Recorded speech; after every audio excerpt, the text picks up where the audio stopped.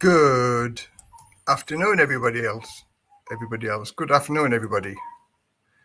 And welcome to Retired and Living the Dream live stream, Sunday live stream.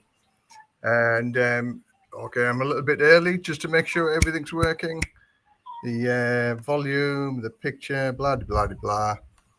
And we'll see where we go from there. So we're just waiting for people to come in. And as I said, we've got a lot of things to talk about this afternoon. And looking forward to it as well, as I always do, like doing my live streams and retired and living the dream.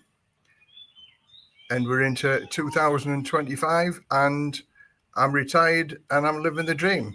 So okay, there we go. We've got seven people in the house already. Thanks very much for everybody for joining. Is the sound okay? Everything's working okay? The picture's okay? You can see me?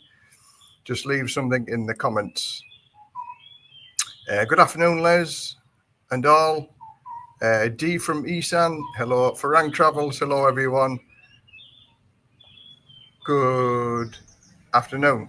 Yep, everything's working good. Oh, fantastic. That's what I like to hear. Otherwise, it would have been like a nuclear submarine, switch everything off and switch everything back on again. So I'm still new to this StreamYard thing, so I'm still learning. I might be switching over to a different live stream because on the basic model, it doesn't give you all the bells and whistles that I want. I want a few more things that I can do. But there we go. Never mind. So, what time is it now? It's 57. We're still 3 minutes to go. So, how's everybody doing? Now we're into 2025. Is everybody happy? Everybody good? Everybody thinking what the New Year's resolutions are? And again, we're going to touch a few of them subjects today. And I've got some interesting bits and pieces and interesting things, what's going to happen next week. So again, stay tuned for that. I've been talking to various people over the past week or so. I just got back the other day. We've been away for a month on holiday. Fantastic. But like I say, if you've had a look at the thumbnail, there was some sad news. But again, I'll wait until 3 o'clock when everybody's going to come in and I'll start talking about that then. It was a sad experience, but that's what I'm saying. That's why I've got something to talk about, because these things happen, don't they? It was very, very sad, but we'll come on to that. And the reason why I have my life attitude the way I do, and I think everybody else should have the same thing. So if anybody wants to send me an email for asking any questions and things like that, there's my email, lesliepearson58@yahoo.com. By doing that, if you've got any questions that I can't answer on the live feed, then just send me an email and I'll gladly answer all the questions that you want to know. Again, I'm a mind of information. I've been here for 13 years now, and I've gathered up a lot of information over them 13 years. So by having the knowledge and the power, I can save you money and I can save you time and I can save you things that go wrong, if you like, by pointing you in the right direction. As I say, I got back on Friday. I've been away for four weeks, and my wife's still at the farm, but I'll come on to that reason. So I'm home alone for another week or 2 weeks. And I've already met different subscribers already. And again, there's many more subscribers I'm going to be meeting over the next week or 2 weeks. Irons in the fire, if you like, to take the channel forward, what people are wanting, what people are asking for, and how I can facilitate that. And I can start facilitating these things today and also next Sunday, because next Sunday we're going to do a live stream as well.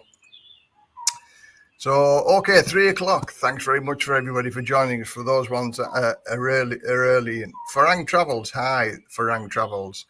D and Nissan, hello. D and Thomas Lyon, morning from a dark, depressing Scotland. Scotland, I like Scotland. I've had many happy holidays in Scotland. But yeah, it doesn't get light in the morning, does it, until about 8:30, 9 o'clock. Maybe it's a little bit later in Scotland, I don't know. Question: how far is Ban Chang from you? Ban Chang is just over an hour away from where I live. I've got a couple of friends who live in Ban Chang, so it's not too far away. But Ban Chang is more towards Pattaya than it is towards me. So basically, Ban Chang is a huge place. It's expanding, but it's got your beaches, and there's a lot of chemical industry around that area as well. Some people get the idea that Rayong is all industrial. Well, it isn't. Rayong is a huge province, and I live something like 65 kilometers away from the industrial side of Rayong. Rayong is quite an affluent area, really, because there's a lot of employment in the Rayong area. But I like it. It doesn't suit everybody, but it ticks my boxes. Morning from all the dreary Midlands. Oh, so it's another dreary day, but we're in January now, so it's only about April time before things start getting warmer, doesn't it? But as you can see, I'm in a t-shirt. I have been in my fleece and my warm clothing when we were up in Ban Rak Thai and Pai and Chiang Mai, because boy, did it get cold and chilly up there. And I didn't think it would bother me much, but it did, even though it was chilly and cold. But it's nice to be back down here again. I'm back down into Rayong, and the weather here again, it's in the mid-20s here at the minute, so it's lovely. Can't complain. Look at that, blue skies as well.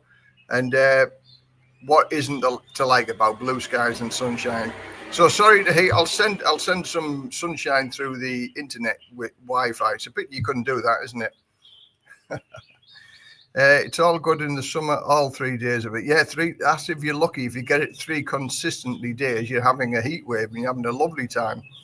So that's one of the things that depressed me with England. It's so many grey days, and I think I suffered from that SAD syndrome.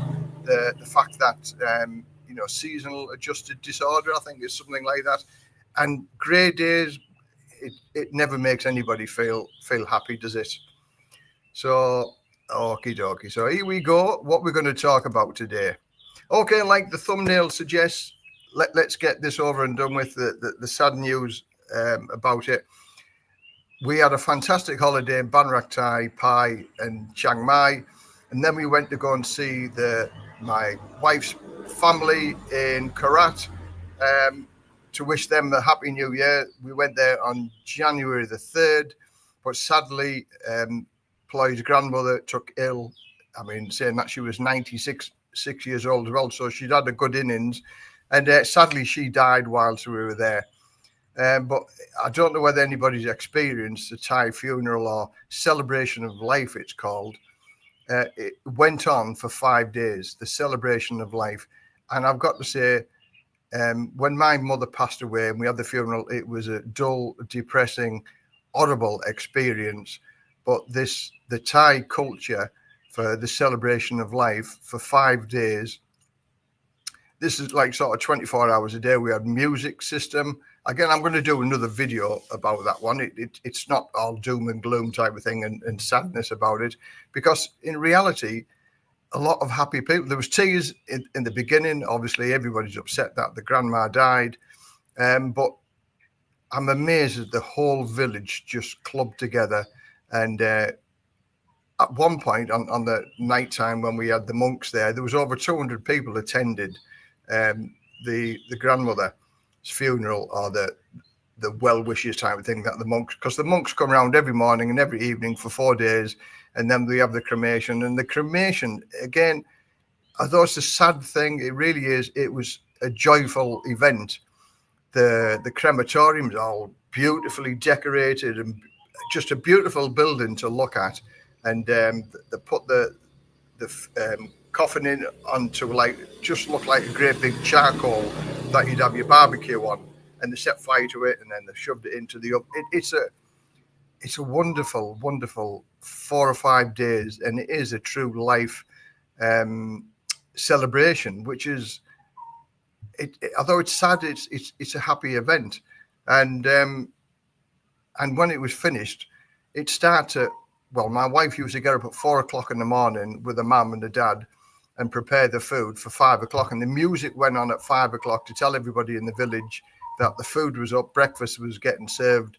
And it went on all day and all night as well. The music didn't go on all day. It just went on the morning and on the evening time. And there was people drinking, talking, chatting. And it was just like a friendly event. It really, really was. And so anyway, because my wife's grandma died, there was no work done on the farm for 5 days. So my wife stayed up at the farm to help her mum and dad cut the sugar cane. So she's up at 5 o'clock every morning now, cutting the sugar cane for another week or 2 weeks until all that's done, because they have fell behind with the harvesting of the sugar cane. So I had to come back down to here anyway, because I had to have a new crown put on my tooth, and that was due on the 18th. So I put it off until the 18th, and I said, yeah, okay. So I came back on Friday, got my crown done, which is fantastic. The dentist, is just, his attention to detail was amazing. Every little fitting, ground it down, is that better, bite test and things like that. Really, really spectacular. And I was in the chair for an hour. I got the old one taken off and the new one put on. And he was grinding it and fitting it, and then he's fitted it. Now, 12,000 baht, which is about 260 quid, for a new crown. I've got me retired and living the dream mug. It's my Australian mug because it's upside down. But anyway, that's all the sad news out the road. And as I say, with that sadness, but tinged with happiness, because she's not in any pain anymore now, type of thing. She died at home.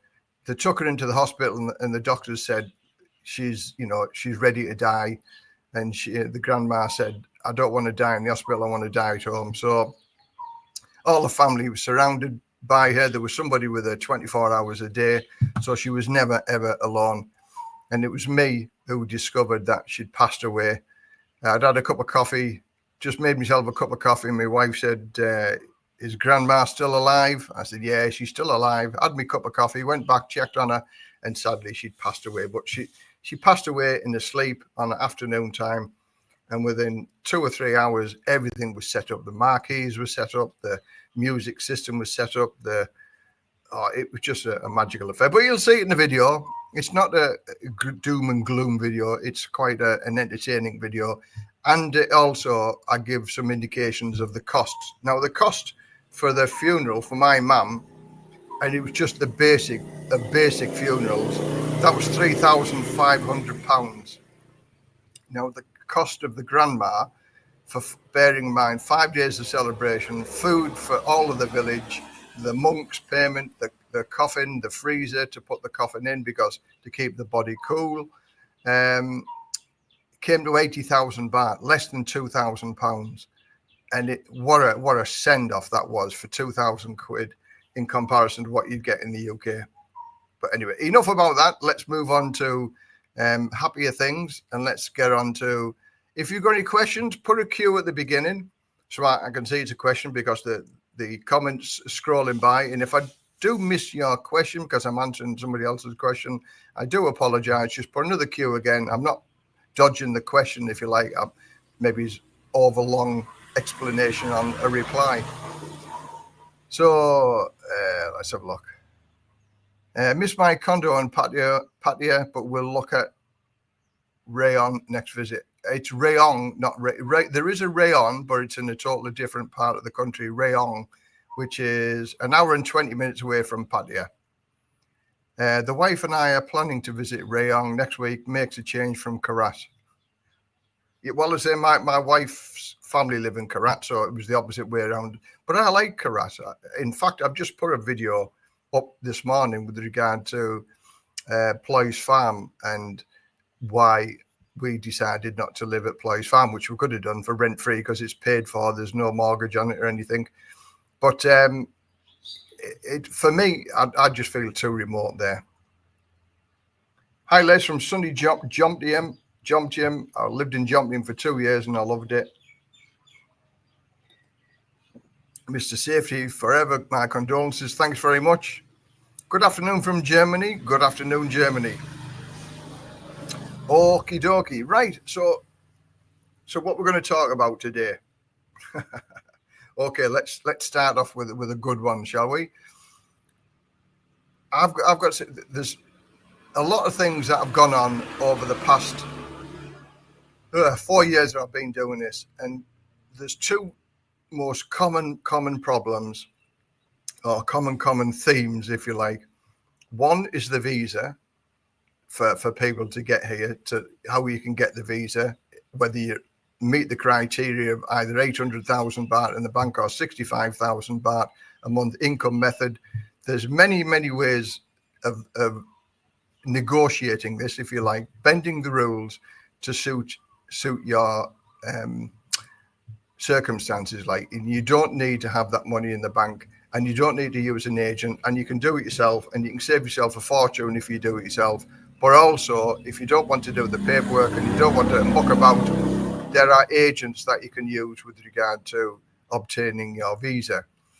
And the second, and probably the most asked question that I've ever had, is how do you find a nice girl in Thailand?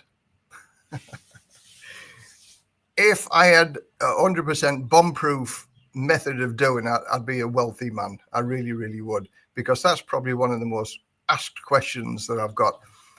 I've been with Ploy for 8.5 years, been married for 6.5 years. She's a lovely girl. She's one in a million. She doesn't particularly like coming on camera, so you will only see little glimpses of her, because I respect her wishes. She doesn't want to come on camera, and I understand that. And I don't use her as clickbait either, as some other YouTubers do. I respect her wishes that, she'll have a little cameo effects, like photograph saying hi, but nothing to do with, she doesn't want to come on the YouTube. But I've also done many videos on finding the girl in Thailand, because I've dated the bar girls, I've dated the cashiers, I've dated girls on the internet, and I've done all three of them. So some of it was successful, some of it wasn't. And I've got to say, the biggest thing that's happening now is internet dating. Internet dating is fraught with danger. It really is.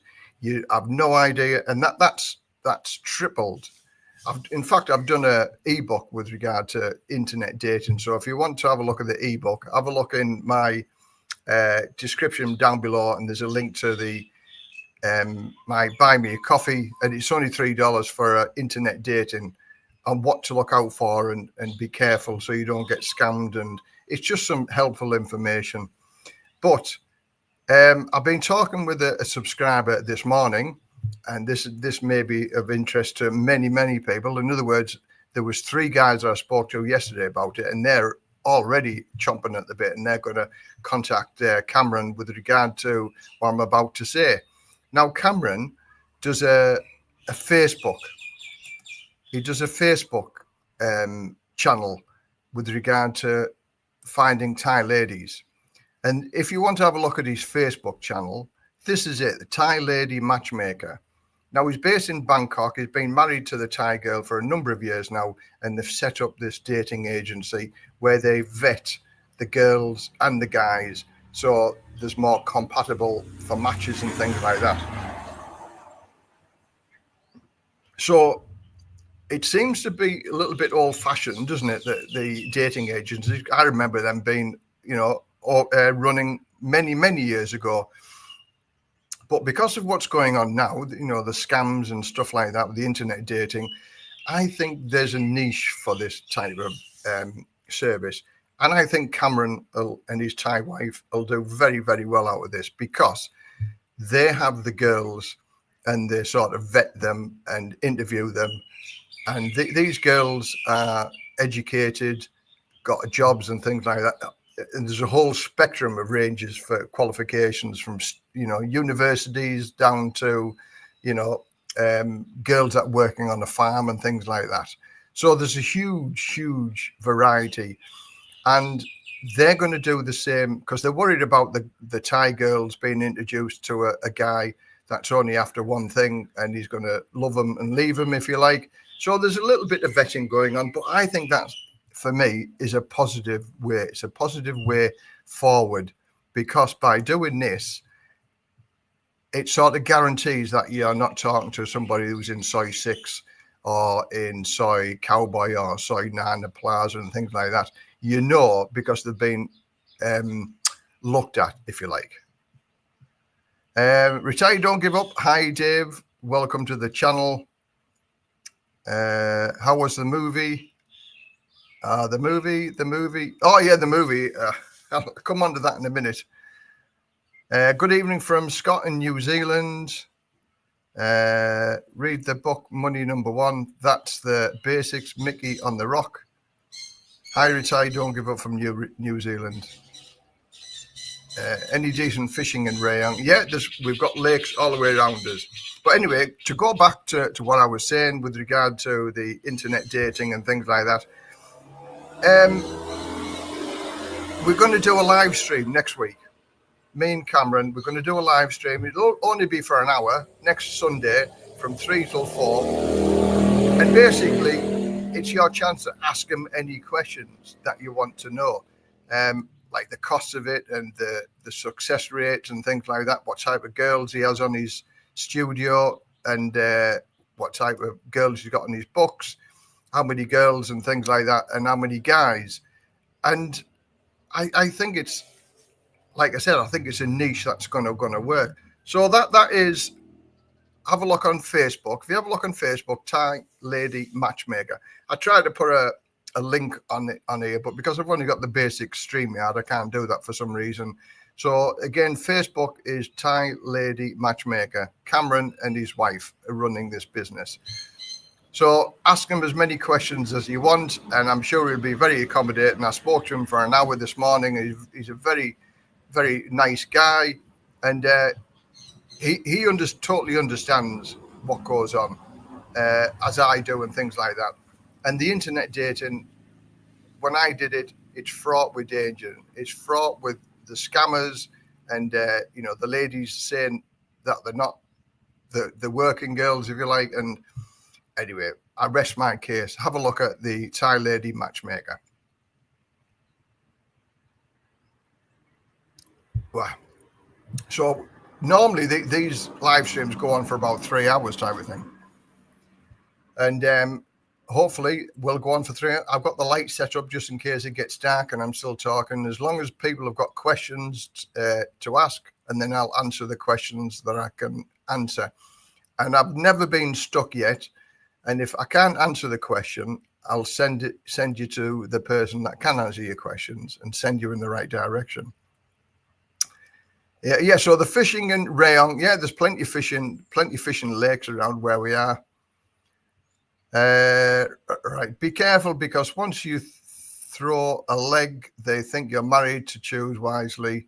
Take your time, get to know them first, guys. Caution, advice. Yeah, it's like everywhere else, Go with your gut feeling. Let's coming to Thailand in March. Can I visit you in March? March the 10th arrive. Of course you can. I've got maybe certainly in the next week or so, I've got about 3 or 4 people that I'm going to be meeting, because I've been away for a month, and I've got telephone conversations, because I do a consultancy thing, and it's only $10. And you can have a face-to-face conversation with me. You can ask any questions, what you like, whatever floats your boat type of thing. There's nothing too embarrassing. There's nothing that's off taboo or off subject type of thing. I can answer all your questions. And basically, I charge $10 for this. Whether the conversation lasts for an hour or whether it lasts for 3 hours, it's still $10. And if you don't get the information that you want, then you don't even pay the $10. And you only pay the $10 after you've had the conversation. There's other YouTubers on here charge £45, and you've got to book in advance, pay in advance for a 30-minute chat. And they're only going to tell you the same information that I can tell you for $10. And it's risk-free, because if you don't get the information you want, then you don't pay. I can't say any fairer than that, can I? And I also answer every email that comes to me. And I've given my email address on there, and I'll give it again. So if anybody wants to contact me, It's lesliepearson58@yahoo.com. And you can ask any questions what you want, and I'll answer the best way that I can. Yeah, so 10th of March, you can visit me anytime you want. So just give me a day or two's notice, and then we can arrange something. But I was out with a guy yesterday. He came here last year, and he's revisiting again now, and he's looking to pull the trigger and make the move full time, which is good.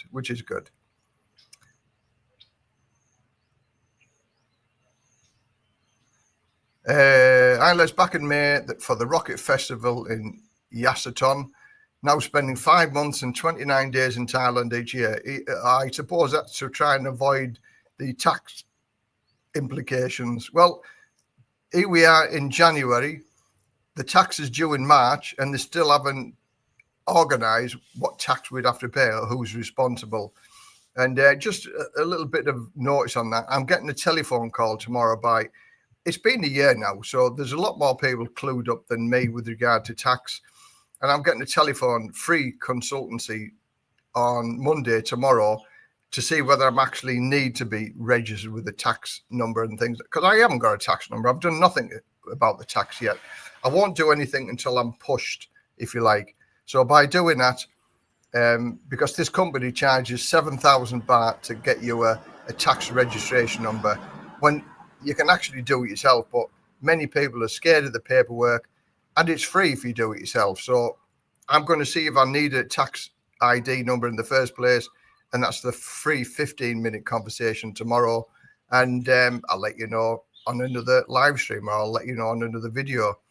So let's see how we go from there. But again, I still wouldn't worry about the tax. There was another YouTuber put up a video the other day with regard to the tax. Like if you spend an amount of money on your credit card, say if you bought a new motorbike or some large purchase like a TV or something like that, they can tax you on the money that you spent on your credit card or debit card. Crazy, isn't it? I mean, if Thailand are going down that route, they're going to shoot themselves in the foot, and lots of people will leave. It's sort of a crazy situation, isn't it? But let's hope they don't go down that rabbit hole where they want to tax everybody and everything, just like the UK. If it moves, tax it. If it breathes, tax it. If it's died, tax it. So everything is being taxed. Let's hope Thailand doesn't go down that route either. Jude, which of the current latest news do I need to apply for a 60-day for the e-visa online registration coming from Australia? No, you just turn up, you get visa exempt for 60 days, and then you can extend that for 30 days. So you're still getting 90 days, which is fantastic, isn't it? And then if you want to extend that for another 90 days, you just do a border run. You come back either the same day or the following day. Now, some of the agents that do the border run know which borders are more accommodating. Sometimes the border agencies want you to stay overnight in Cambodia or Laos or wherever, Myanmar. Maybe it's not Myanmar now at the minute. And then you come back and get another 60 days and then 90 days. You can do 2 border runs in 1 calendar year. So 9, 18, 270 days you could possibly get legally doing it that way. And to get a 30-day extension is 1,900 baht. So it's not expensive to do either, is it? But no, there's no need to apply for it outside of Thailand. Just come in on a plane. But I would say that you should have an exit strategy. Is that you get a ticket flying out of Thailand, not back to your home country. You can get a cheap ticket for 20 or 30 quid flying to Vietnam or Cambodia or something. Because the immigration want to see that you've got an outward flight or outward journey. You can book a bus ticket to get out for about a tenner or something like that. Some immigration officers insist on that, and some immigration officers don't. It depends how lucky you are at the airport. But I would certainly, for 20 or 30 quid, save the embarrassment of trying to book a flight out the country at the immigration department in Suvarnabhumi Airport.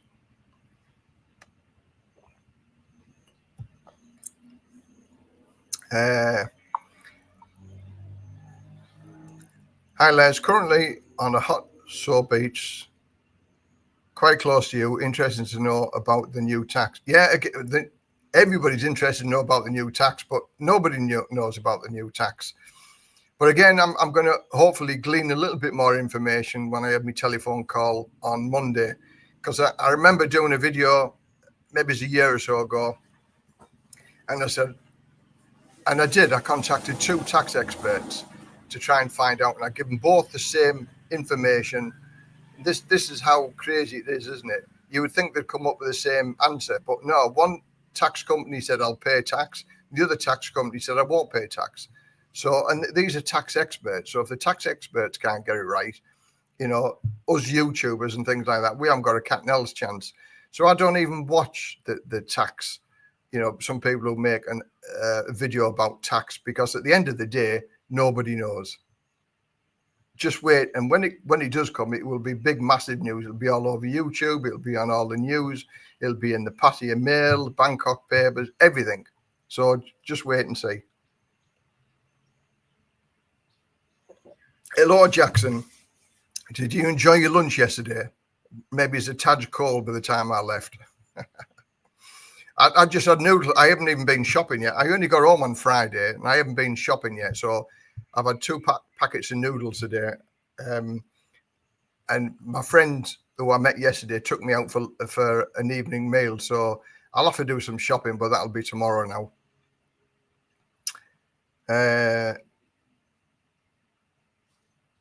I left a few bob in a Thai bank account returned 18 months ago. Hopefully it's still there.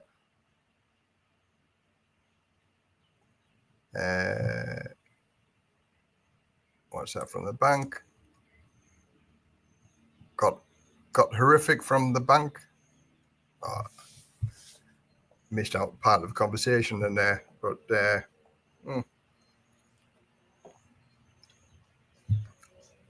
So my trip to Ban Rak Thai, Pai, and Chiang Mai, total mileage was just short of 2,000 miles, 3,000 kilometers, so 1,800 miles. And the car went absolutely perfect. It really, really did. I was over the moon with the car. The roads traveling around basically was dual carriageway almost everywhere that we went. And up in the mountains, the car was trouble-free. Really, really was trouble-free. And there are many people asking me what am I going to do with the car, because remember I did a video because I was looking at a brand new car, and I said I'll make the decision in the early January. Well, actually, I made the decision just before we went away on holiday, and we're going to keep the car. So many people say to me, "Keep the car, Liz. Keep the car," because it's still only got a few miles on the clock. It's got 72,000 kilometers now, which is nothing. It's 5 years old. It goes like a good one, and it's never ever let me down. So we made a couple of improvements, and again, I'm going to do another video on that. We bought a new 10-inch screen to go in the car, because the old screen that we had in there, it was old and you couldn't update it, and the Google Maps that was on there was very, very slow. And everything was slow about it. So we bought this new TV screen. It's like the size of an iPad. It's just the same size as that, 10-inch. So we've got that, and the screen splits in 2, and we can have the maps on one part of the screen, and we've got YouTube playing or whatever you want to play on the other side. I downloaded the English radio station, so I've got English music playing all the time if I want it to. And it just connects to the hotspot on my mobile phone, and it does everything. Absolutely fantastic. The sound quality is good. And I also got a camera put on the front windscreen as well, so it records anything that goes on. So if you have an accident and it's not your fault, you've got camera evidence for it as well. And over in Thailand, if you've got one of them cameras, you can get 10% off your insurance premium. So in reality, 6,000 baht, which was my insurance. So it gave me 600 baht back.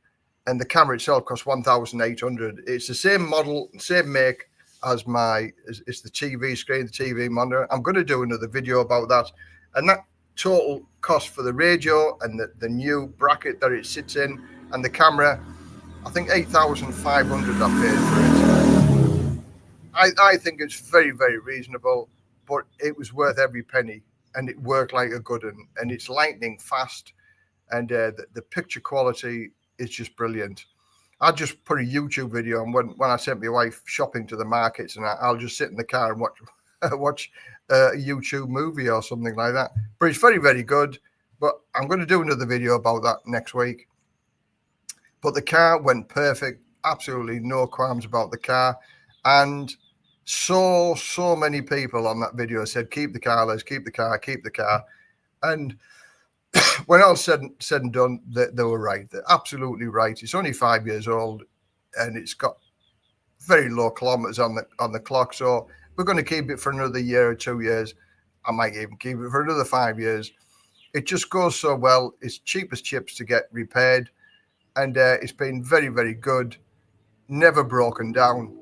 Touch wood, it won't break down because I keep it well serviced anyway. So yeah. What's Pi like to visit, Les? I'll come on to that in a minute. Can Farang tourists get driver's license in Thailand? Yes, Farangs can get Thai license. You can do it all yourself, but I would say use an agent. An agent is much faster. If you do it yourself, you need a good Thai translator, because majority of places that you go to get your license, they don't speak English. So if you can't speak Thai and they can't speak English, it just makes life a lot more complicated. And you get a Thai driver's like an agent to do it now for about 4,500 baht, and you're in and out the same day, and it's so much easier. I did it myself because I'm one of them people who, if you can do it yourself, do it yourself. Doesn't matter how much time it takes. I just pride myself. Same with my visas. Same as the anything to do with paperwork. Same, I'm going to go and get my tax number if I need to get a tax number. I'll do it all myself because I begrudge paying somebody to do the work when, if they can do it, so can I. So that's what I'm going to do. So yeah, use an agent, and 4,500 to 5,000 baht, and you'll get your Thai driver's license. And some agents also get your motorbike and car license on the same day. And that can be done. Even if you don't have a motorbike license in your home country, they sort of grease the wheels with a little bit of payment and you get a motorbike license as well. What is Pi like? Pi is one of the most beautiful places that I've ever visited. And I've been around the world. I've traveled to many, many different countries. And Pi, this is the 5th visit we've actually made to Pi. And we still keep finding things that we've never seen before. I've still got a few videos to do from Pi. We discovered some places in Pi that we've never ever seen before the last time we went. And yes, it's a must visit place to go and have a look. It's stunningly beautiful. It's very sort of upmarket, if you like, the main walking street, the high street. Plenty of bars and restaurants and music and live entertainment and food. The smelly bit. I wish I had smelly vision because the food was just so good. Even though I got food poisoning in Pi just before we left to go to Ban Rak Thai, that wasn't very good. I had no idea what caused it. Absolutely no idea. 2 o'clock in the morning, I started throwing up, and every hour, 2, 3, 4, 5, 6, 7, 8 o'clock was the last time. And then we were out the door at 8:30 because my wife went to the pharmacy, got the medication to stop me from coming out of both ends, if you like. And we drove the 4 hours to Ban Rak Thai, which wasn't a pleasant drive, especially when I wasn't feeling very well. But yeah, Pi, put it on your list. It's superbly beautiful. Hotels are very, very cheap. I've done a couple of videos.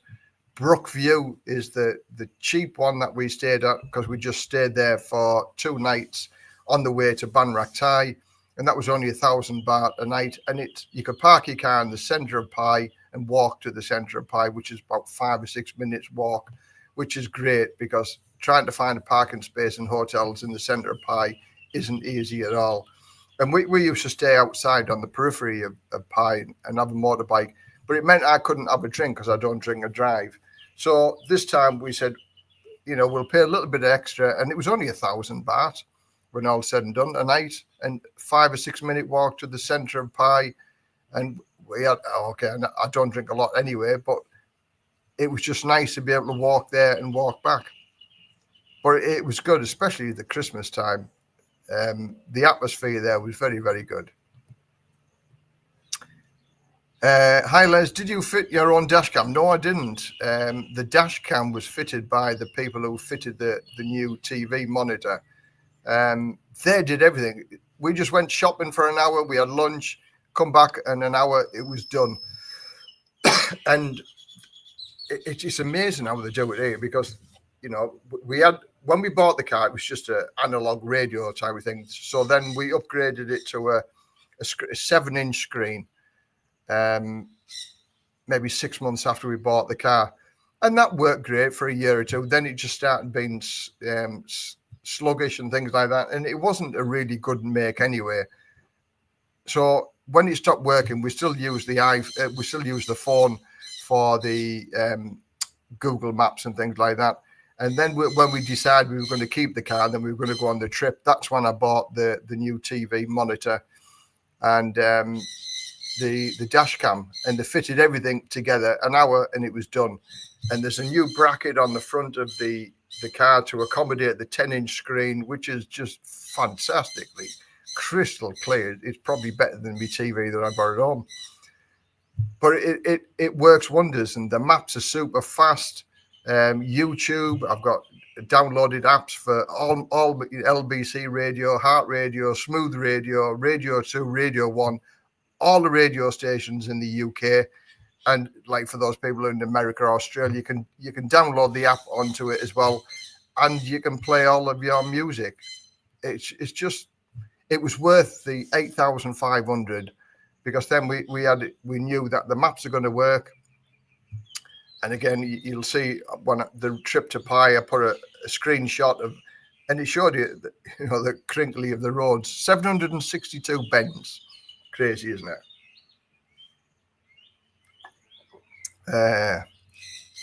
Pai is definitely magical. The Karen Tribe Elephants Day was also amazing. Hope to be there in July, August. Yeah, it's fantastic. I loved it.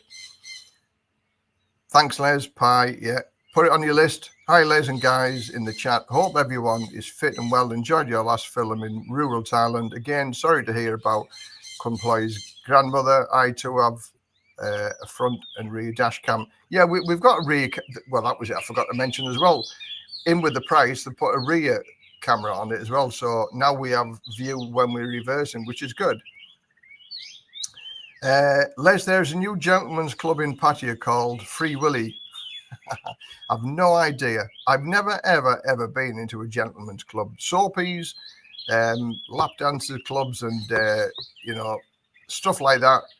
I've been to many of them in my time. Not now, not that I'm married, but a gentleman's club. I know a couple of guys who swear by the gentleman's club and they like it. But yeah, Free Willy in Pattaya. Restoration Archive, good day, Les. Good morning or good afternoon. It'll be where you are. Thanks very much for joining. Can you do a review, please? Yes, I'll do a review on it. I'm going to do a review on the car as well, because we spent a little bit of money on the car, but just to improve it, and it didn't cost an awful lot. And I'm going to do a review on the motorbike as well. My Honda Click 160 ABS. I've had that a year now. Can you believe it? A year. It's just gone by like that. And that's just got over 2,000 kilometers on it now. I love the bike. I've had it, serviced 180 baht to get it serviced. It's had one service at 1,000 kilometers. It's a beautiful bike. It's silky smooth. It's brilliant. It really, really is. So I'm happy with the car. I'm happy with the motorbike. I'm happy with this house where I am. It was so nice to get back home on Friday and just go sitting on the sofa, watching the sun rise this morning. Beautiful. You've got You got to be a damn good motorcycle rider to do Highway 1095 Chiang Mai to Pai. Yes, you could. Yes, I agree with that. Did you see the video that I did on the road to Pai? And there was a motorcyclist. I call him stupid man. He was beyond stupid. Oh. Sadly, I missed the event that he was going to do, and I told Ploy to get the camera out and just video him. I mean, the bends, and there's some really hairpin bends, and there was a bus going up, and you know a bus on a hairpin bend has to take a wide sweep round even a hairpin bend.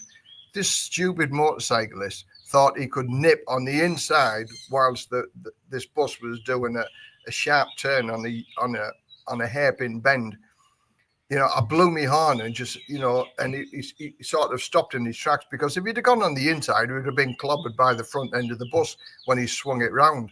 How stupid to try and overtake a bus on the inside of a hairpin bend.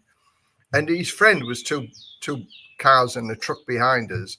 And obviously he was a little bit jittery about driving up there. He said, come on. So how he didn't have an accident, I don't know. But it is one of the world's best motorcycle roads from Chiang Mai to Pai, 762 bends and hairpin bends and sweeping curves. It's lovely. But there are so many accidents on there, unbelievable as well, because people go too fast.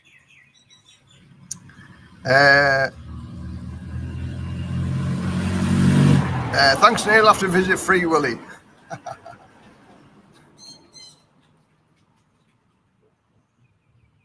Yeah, we'll do. Yeah.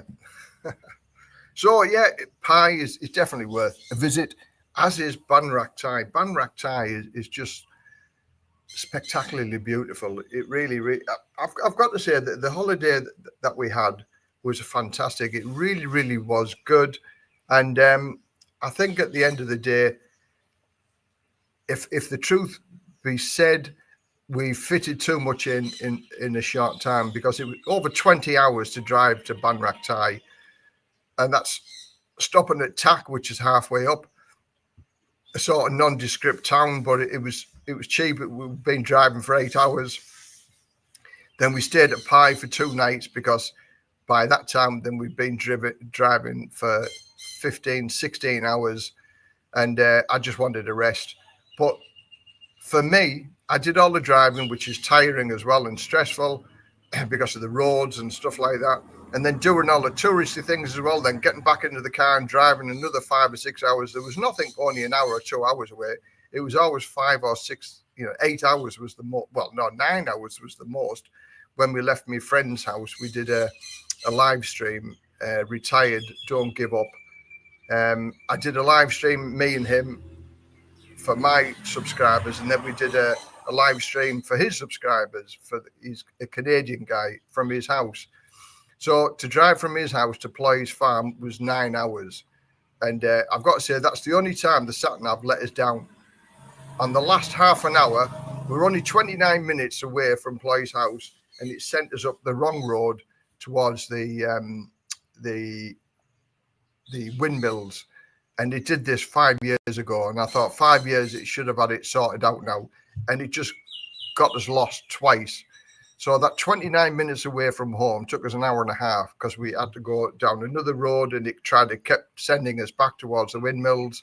So that was the only one time that the sat-nav actually let us down. But yeah, 9 hours driving isn't pleasant at all.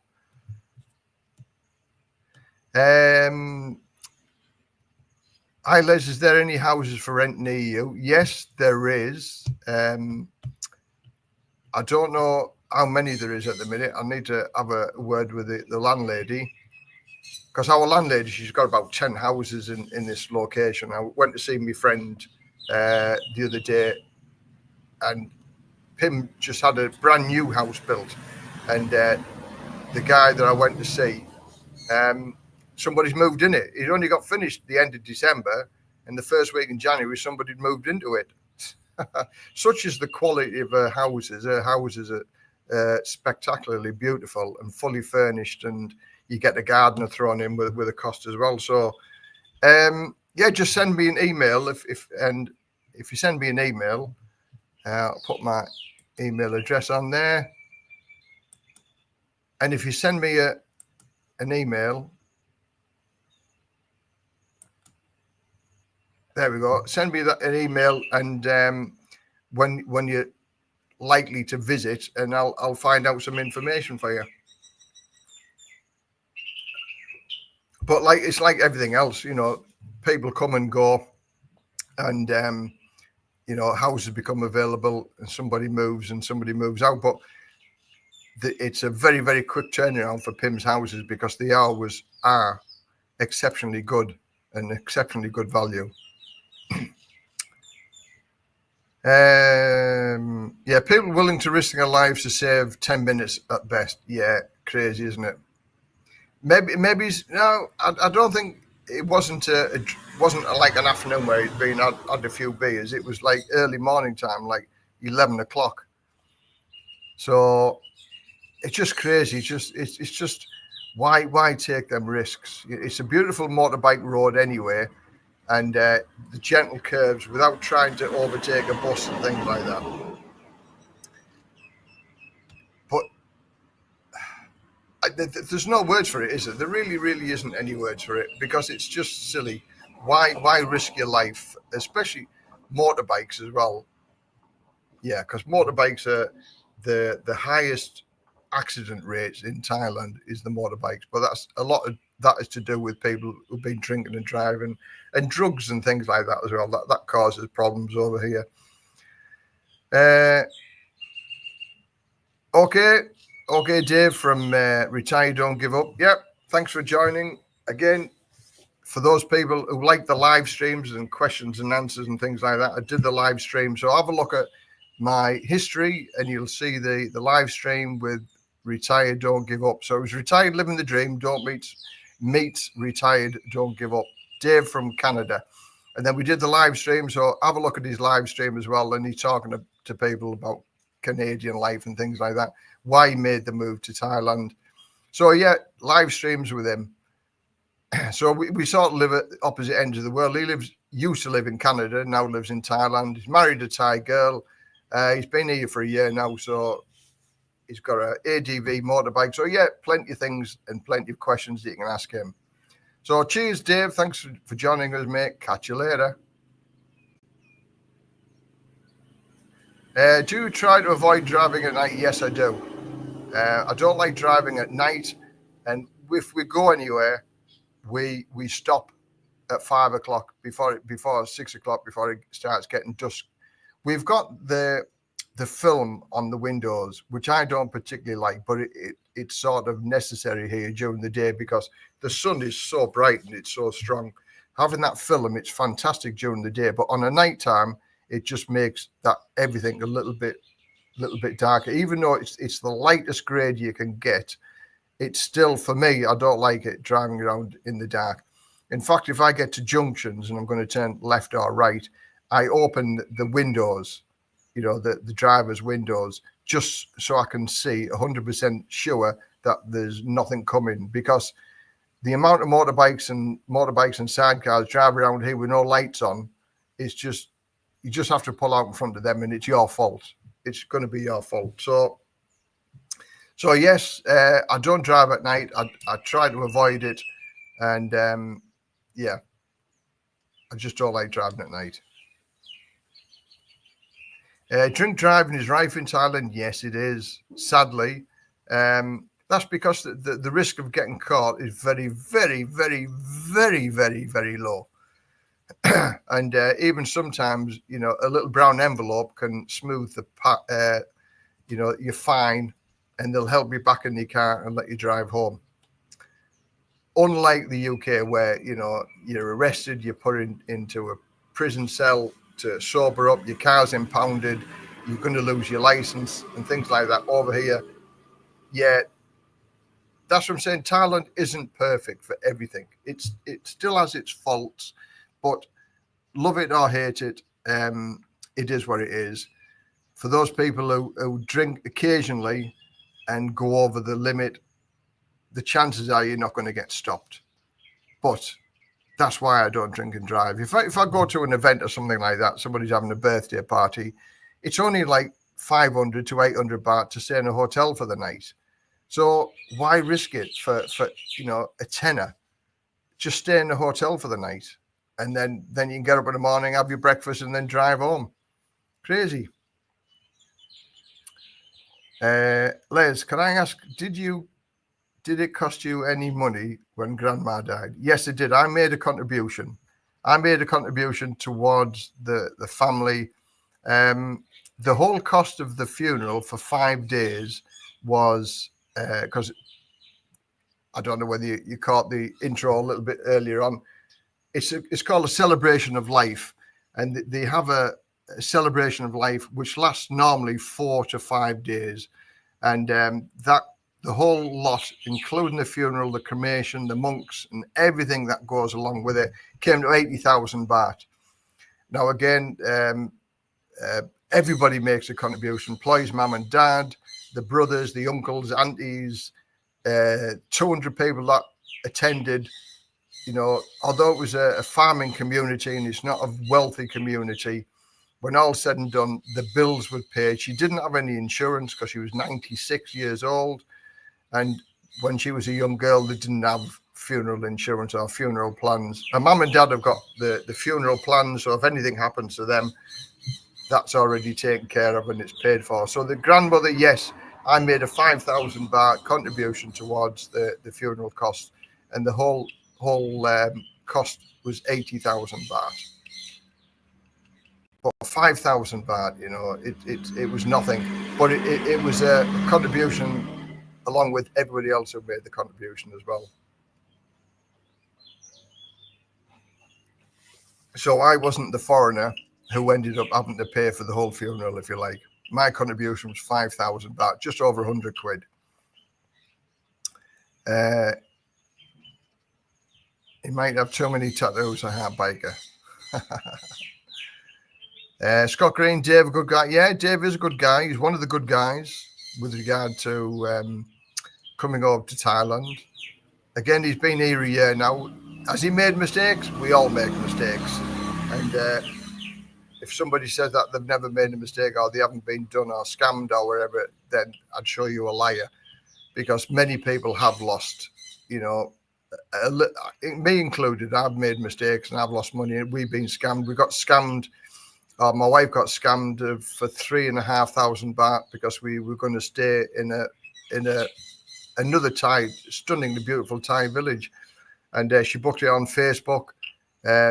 Everything was legitimate. She spoke to the woman on the telephone, the reviews there, the hotel, everything. It was absolutely pucker. That the information was good, but then when we got there, she'd had 4 copied Facebook pages. And this woman was suffering because she got loads and loads of bad reports and bad reviews because other people had been scammed. Now, the lady wanted the full amount of money off us. They wanted 7,500 baht, but we only paid 3,500. So we lost 3,500 baht. It's a lesson learned. We'll never do it again because once bitten, twice shy. But when we reported it to the police said we were the 4th people in that morning. It was only 11 o'clock when we went to the police station. 4 other people had been scammed as well. So it's not just us, it was Thai people as well. And majority of them were from Bangkok. So the Bangkokians went up there it's a village just outside of Chiang Mai. Stunningly beautiful video. Another video that I'll do. I've done it already from the village, and that was scammed in Thailand. Over 10,000 views that one's had. So it's beautiful. It really, really is nice. I forget the name of the village. We went to that many places. It really was good. I have instructed the wife when I go, I want my ashes spread in Thailand, not in England. I'm the same here. But did you know also, some people, when because they've asked me various questions, and I have done a couple of videos, are you ready to die in Thailand? And the implications of dying in Thailand. And the implications of dying in Thailand is quite expensive. And if you don't sort of have all your ducks in a row, it's very complicated for your spouse or your partner to actually deal with it. the information that's required is quite extensive. But if you're married, it's a lot easier to do. But if you're just with a partner, it's quite complicated. If you wanted to transport your body back to the UK, it's up to £20,000 to transport you back to the UK. If you want your ashes sent back over to England, that can cost you up to £2,000. If you tell them, of course, that your ashes, you want to transfer your ashes to back to England. Now, for me, I took some of my mother's ashes from England and brought them over to Thailand and put them in a little Tupperware box. So my mum did actually get to come and visit Thailand, but in a Tupperware box. So yeah, sometimes, you know, you can actually forget about telling them it's ashes, because if it's your parents' ashes or something like that, family's ashes, you can be charged up to £2,000 for transporting them to another country. So yeah, I've said the same things to Ploy. Even though that was quite a cheap funeral, cost 80,000 baht at Ploy's farm, you can spend a lot more, and you can spend a lot less from that as well. And I said to Ploy, listen, none of the village know me. They've just said hi and, you know, something like that. So I said, there's no need to go to that extravagant. Just put me in a black plastic bag and, you know, put me in barbecue in the ashes, and then just spread me ashes. I said, no need to spend all of that money type of thing on a big 4 days of celebration. But she said, it's our customs, it's our customs. I said, well, that's up to you, but this is what I want. I don't want you to spend all that money on a funeral, because when I've gone, I've gone. Save the money and spend it and have a holiday with it. But it's up to her what she does when that time comes, and hopefully that time is a long way away. Driving here is a big problem. I've driven for 45 years in the UK, never had a problem. I drive a lot here, and the standard of drivers on the road is atrocious. Little regard for their own safety. Yeah. I mean, when I was in the UK, and I used to drive the fire engine, so I was taught how to drive defensively, and I drive defensively over here also. Is that my head is like a nodding dog, like, you know, rear view mirror, side mirror. Every maneuver that I make, I look in all three mirrors before I make any movements whatsoever. And I nearly came a cropper on the way home from Ploy's farm back home. There was a lorry, and I went into the right lane to overtake the lorry, and he put his indicator on to say that he was going to move. And I was right up with the backside of him when he put his indicator on. So I'm thinking, well, he hasn't seen me. So I braked, and he slightly moved over to the right.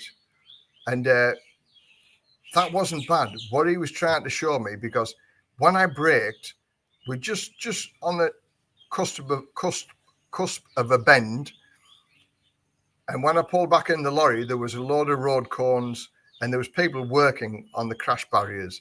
So had I have overtaken him, I would have had nowhere to go, and I would have maybe hit these crash barriers or the cone type of thing. So in effect, the lorry driver was just trying to stop me from overtaking him. But he braked as well, and I braked, and all the cars behind us braked, because everybody follows people too closely.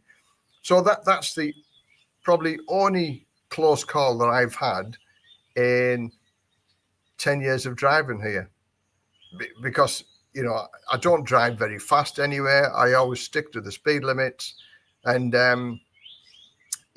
just be wary of the road. But I agree with you. People undertake it, overtake it. If they could get over the top of your car, they'd get over the top of your car, because they don't like being behind anybody at all.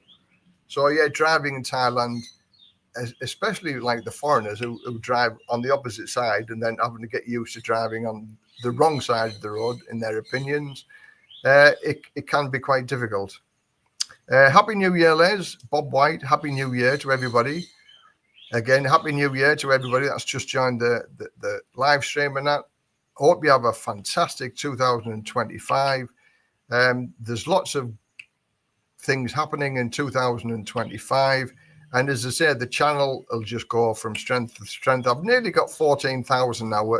We are at 8,000 and 13,800 and something this morning. So I've just put a couple of more videos on yesterday and today.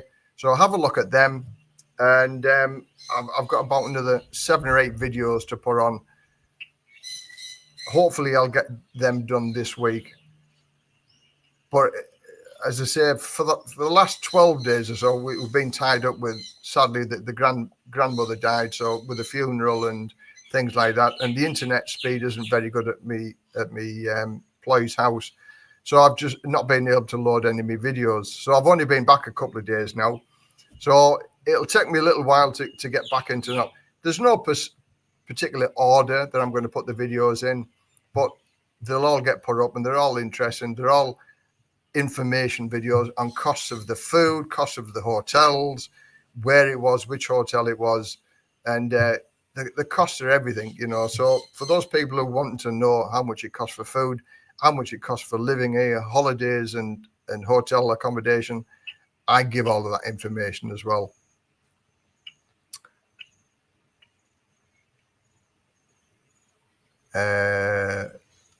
Have you been to the bridge over the River Kwai, Les? Yes, I've been to the bridge. We've been there 3 times, and we've always stayed on the floating river hotels, but 3 different hotels. And I've got to say, and again, I've done videos of these. When we were looking on Booking.com for the rooms to stay on the River Kwai, one of them stood out more than any others. It really, really did. It was a stunningly beautiful flowers and the boat coming up to it. It had no electricity and no internet. So no electricity, no internet. And it was inclusive of breakfast and an evening meal. And I kept coming in that, and I said to Ply, I said, listen, do you want to go and stay here for one night? I said, it's got no electricity, no internet. Oh, she said, no internet, no electricity. Oh, she said, no. She said, I don't know about that. I said, but look at the picture. Look at the picture. And it was 3,500 baht a night. Oh, she said, wow, that looks beautiful.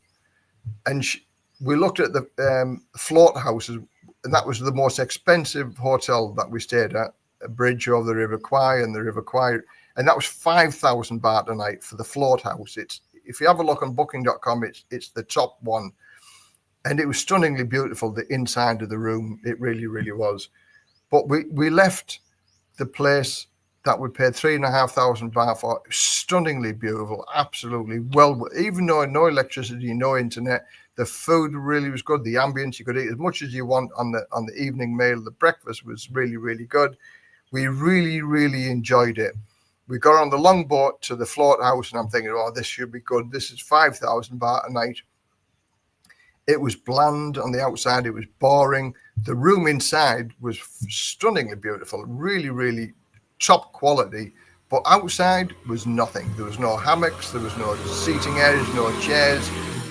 And the food was expensive in the restaurant. And both of us said within 10 minutes of getting to this float house, the most expensive place, we said if we had the choice, we'd go back and spend the night in the other hotel that we've just left, or the other float house. So yeah, on the bridge over the River Kwai, it's again a beautiful area to visit. Stay on the floating hotel, because you can go on the last hotel that we went. I forget the name of it, but they had a great big barge, and we floated down the river. There was 12 of us on this barge. And, tea and coffee and some food. And we just floated down the river, so majestically quiet and stunningly beautiful. And then they brought us back on with the long-tail boat back to where we went. It's such a magical feeling. It really, really was. I've had so many magical feelings over here. And it's just a wonderful place to live, Thailand. Hi, Les. Dave and Ann from Gisborne. Finally made it, just signed up on a 12-month lease in Hua Hin, just on with our retirement visas. Keep up the good work. Oh, well, it's certainly a change from Gisborne, Hua Hin. Gisborne is very nice, but Hua Hin, I think, is going to knock the spots of it. Les, have you seen any additional money invested in Rayong infrastructure? Jomtien seems getting loads of investment by local town hall and government. Yeah, there's all sorts of building work. They're spending a fortune on the pier at the minute at Banpay, and that's the pier going from Banpay over to Koh Samet. It's a massive, massive structure. So yes, they are spending money. They're spending money all over Thailand. The road infrastructure in Thailand is second to none. Okay, they still might have potholes and things like that, but getting around in Thailand is so super easy. It's really, really brilliant. So yeah, I mean, the whole of Thailand, they're spending money as if it's going out of fashion in the whole of Thailand, which is good to see. Unlike the UK, where they dither and think about, oh, we're going to do that. Oh no, we change our mind. No, we're not going to do that now. It's crazy, isn't it? Thailand is a wonderful place to live. I drive a 44-ton truck in England, and the driving standard is just above Thailand. I have to overtake stupid car drivers doing barely 50 miles an hour on a motorway. Our speed limit is 50. Yeah. I've had Arctic wagons overtaking me. I'm doing 90. Arctic wagons over here overtaking me at 90, 95 to 100. I must do when I visit Thailand. Thanks for your Kwai description. Yeah, River Kwai is really, really worth a visit. In fact, most places are worth a visit in Thailand. Found out the truck drivers are here pretty good, not so much the cars or bikes. Yeah, the truck drivers, on the whole, they're okay, aren't they? The wife and I love Hua Hin, a fantastic fish restaurant that goes into the sea. Yeah, me and Play were on a fish restaurant. I'm not a fish eater type of thing, but they did also a meal for me. My wife enjoys the fish and the shrimps and stuff like that. But Hua Hin's a lovely place. You know, have you been to the night markets and things like that? There's some beautiful places in Hua Hin. The only downside to that, I would say, is the traffic for me is quite busy on an evening time, and parking, trying to even get on the beach is quite difficult for parking and things like that. But if you get around by taxi or Grab or your motorbike, scooters thing, you know, you can zip around all over the place in Hua Hin. But again, Hua Hin's getting busy and busy and busy.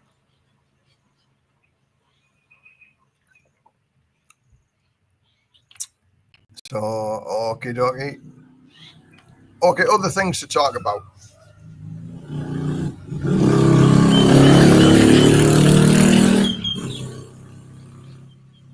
Why do young people check or alter the exhaust and make a little 125 sound like a Kawasaki 1000cc motorbike? I like the quietness of my motorbike. It's so whisper quiet. It really, really is good, and it's just so nice and convenient to get around. It really is. Right, let's have a look at that. Manners. Okie dokie. So, okay, right, for those people who maybe joined the conversation a little bit late, I'm going to readdress one of the questions that people were asking me earlier on. And there's sort of two big questions that people ask me, was visa and also finding a Thai girlfriend or finding a Thai wife and something like that. And what I've got to say is that the second question is probably more important than the first one, because there are many ways of getting your visas, and there's only a couple of ways of finding your Thai girlfriend, is either meeting them in the bars or the restaurants or in the 7-Eleven, things like that. And I've got a friend, Cameron, who just contacted me, and we had a really good conversation today.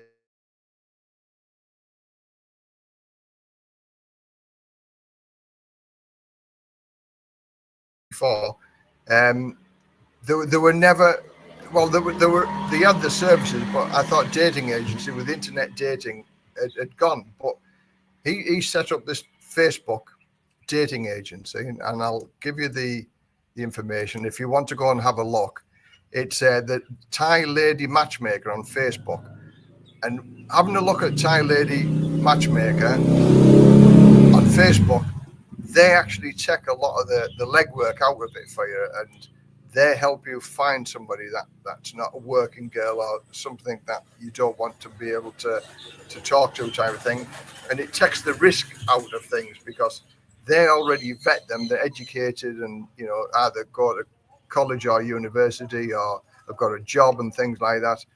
But also they vet and interview you as well to make sure you're suitable for their Thai girls. So it sort of takes the risk out of it, because some of the people that I've talked to who've had internet dating, it's like horror stories. They've been scammed, or they've been, the Thai girls have, look a lot different to what their profiles look like, because they've used the touch-up makeup type of thing, and they look like stunningly beautiful. But when you meet them, it's just like, who are you? Is it your sister?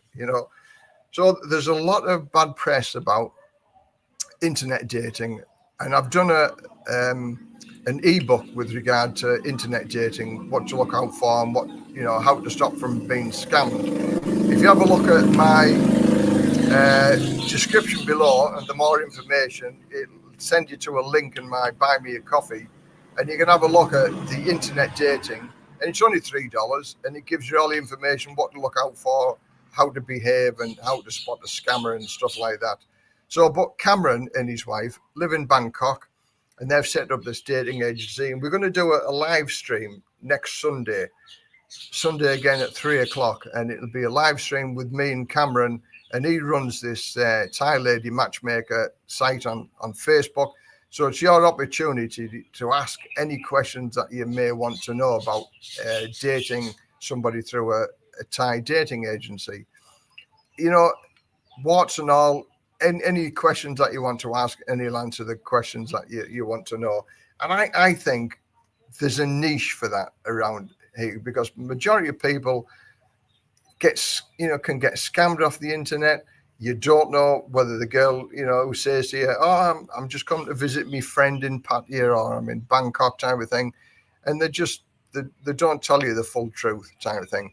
So using this agency, I think at the end of the day, will take a lot of that risk out of it. It's not for everybody, but it's just another avenue that's sort of become available now, is using the services of Cameron with the Thai Lady Matchmaker on Facebook. So have a look, see what you think.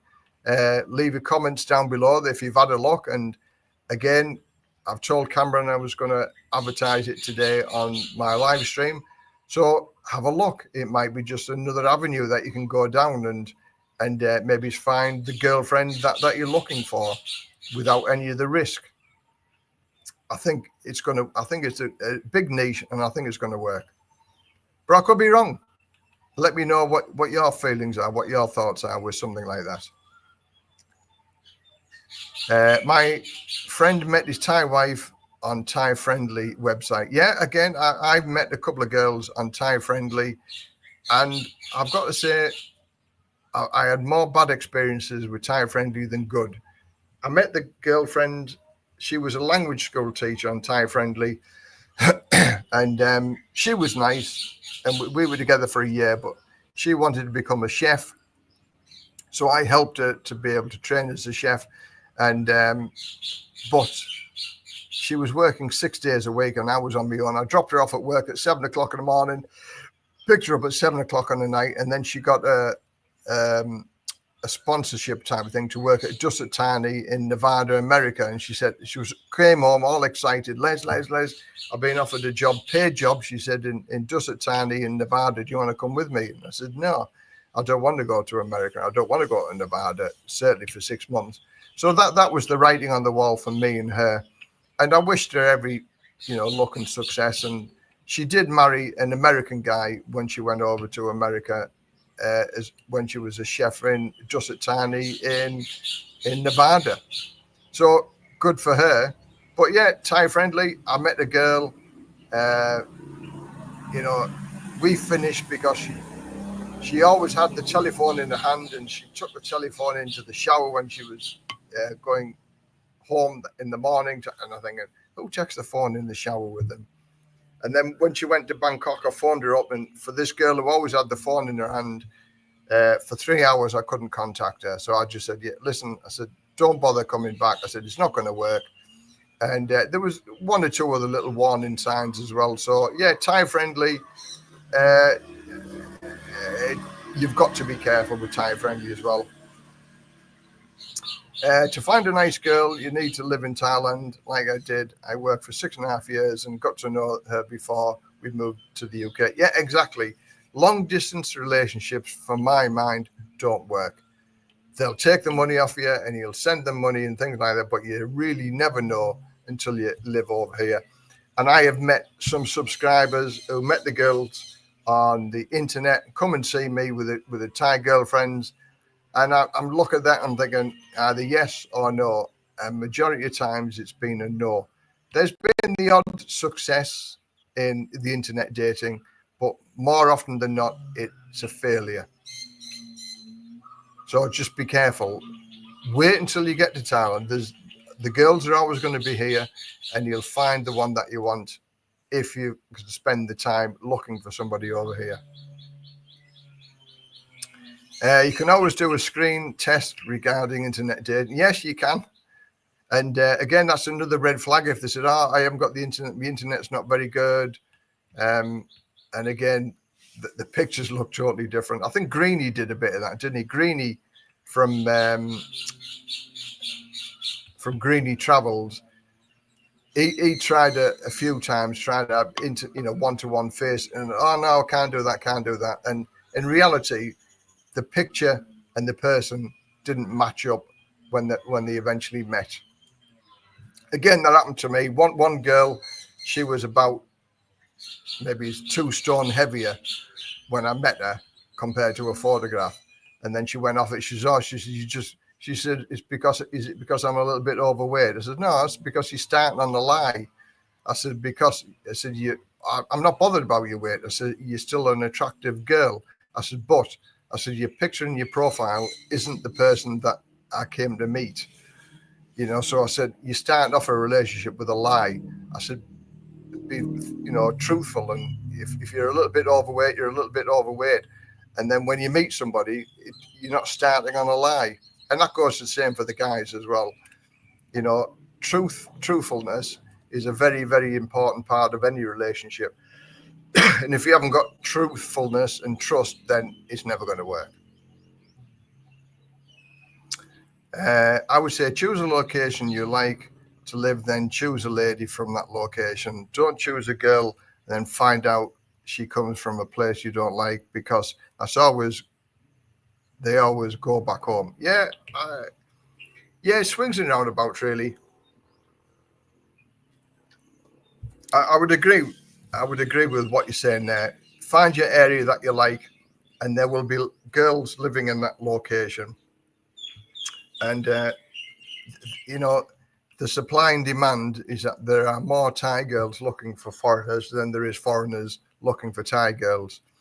And anything that helps that mixture and you find the right partner is good in my mind. So I think the Thai lady matchmaker, it's an old theme, and it used to work years and years ago, and it was very successful years and years ago. And I think now, with the internet that goes on and the dangers that people have with the internet, it's gonna take off. And I think it's a good time to start something like that. His wife's Thai type of thing. She interviews the Thai people, and my friend Cameron, he interviews the guys, and it's all to do with honesty, isn't it? So if you're going to turn up in a muscle t-shirt type of thing with a pair of sweaty socks and trainers, you're not the ideal catch for some of these girls, educated girls or university girls or working girls, in a professional job. They don't want to meet somebody like that. And he was telling me this morning, even some of the girls, they've had horror stories as well with the guys turning up dressed like that with a muscle, like 20 stone and sweaty socks and flip-flops. So again, you've got to be open and honest with everything, honest with what you're looking for, honest with what you can afford, to dish out and pay. Took the phone in the shower. Sounds kinky. Yeah. The wife was a grafter in Thailand, and in England she's just the same. She works as much overtime as she can. Pretty lucky, I think. She's a bit gabbier now than I can cope with. That's all. Yeah, I mean, a lot of Thai girls like it over in England or America, Canada, Australia, wherever, because the income that they can make, it certainly, it's like quadruple what they could earn in Thailand. And the Thai ladies are very, very good savers, and they will save the money and send it home, and it improves their family's lifestyle as well for working. Because let's face it, everybody has 24 hours a day. Some countries pay more for your hourly rate than they do in like Thailand, where they can earn 300 or 400 baht a day. They earn that in an hour in some of our countries. And of course, if they're married to a Falang, they'll take care of the housing, so housing costs and food costs and things like that. So their money just goes towards helping their family, which isn't a bad thing, is it, at the end of the day? So yeah, some Thai girls that I know that do not want to come back to Thailand because they like it in the Western countries. Ploy, my wife, has no intentions and no wish to visit England at all. And many people have asked me whether I was going to take Ploy back to England to show around. And I said, why would I want to take her to a country that, I'm leaving? I don't want to take her back to England because it cost me a fortune. I mean, some of the nice hotels that we had for £100 a night are exceptional hotels over here. Majority of hotels that we stay in like £20, £30 a night. What could you get in England for £20, £30 a night? And if I took her to all of the nice places like London and Edinburgh and things like that, it cost me at least £100 a night for a not so good hotel accommodation.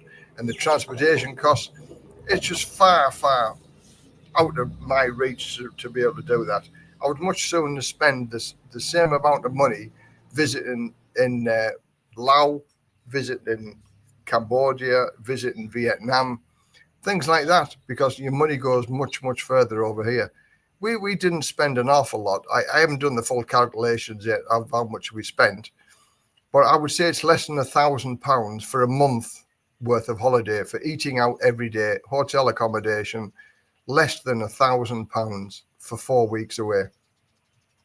You can't complain at that, can you?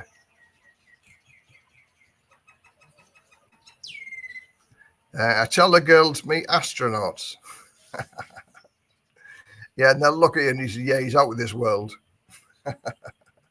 So, yeah, I mean, I've been there, seen it, done it, got the T-shirt with dating agencies. I've been out with bar girls. I've been out with like the girl who had a professional job as a language school teacher.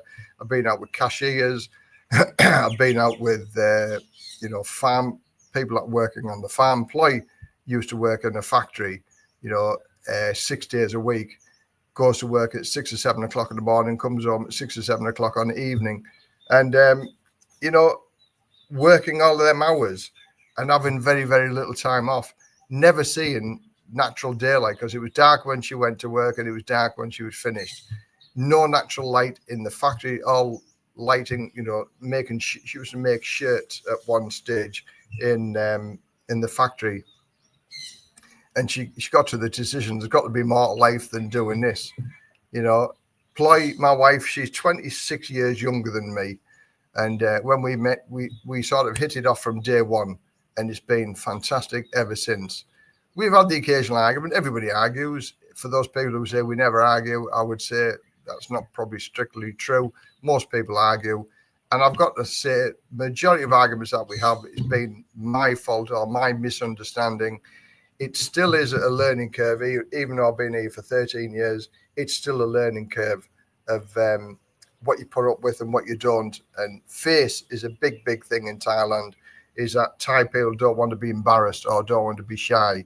So sometimes they'll say yes when they mean no because they don't want to cause a confrontation. So that's one thing that you've got to get your head around.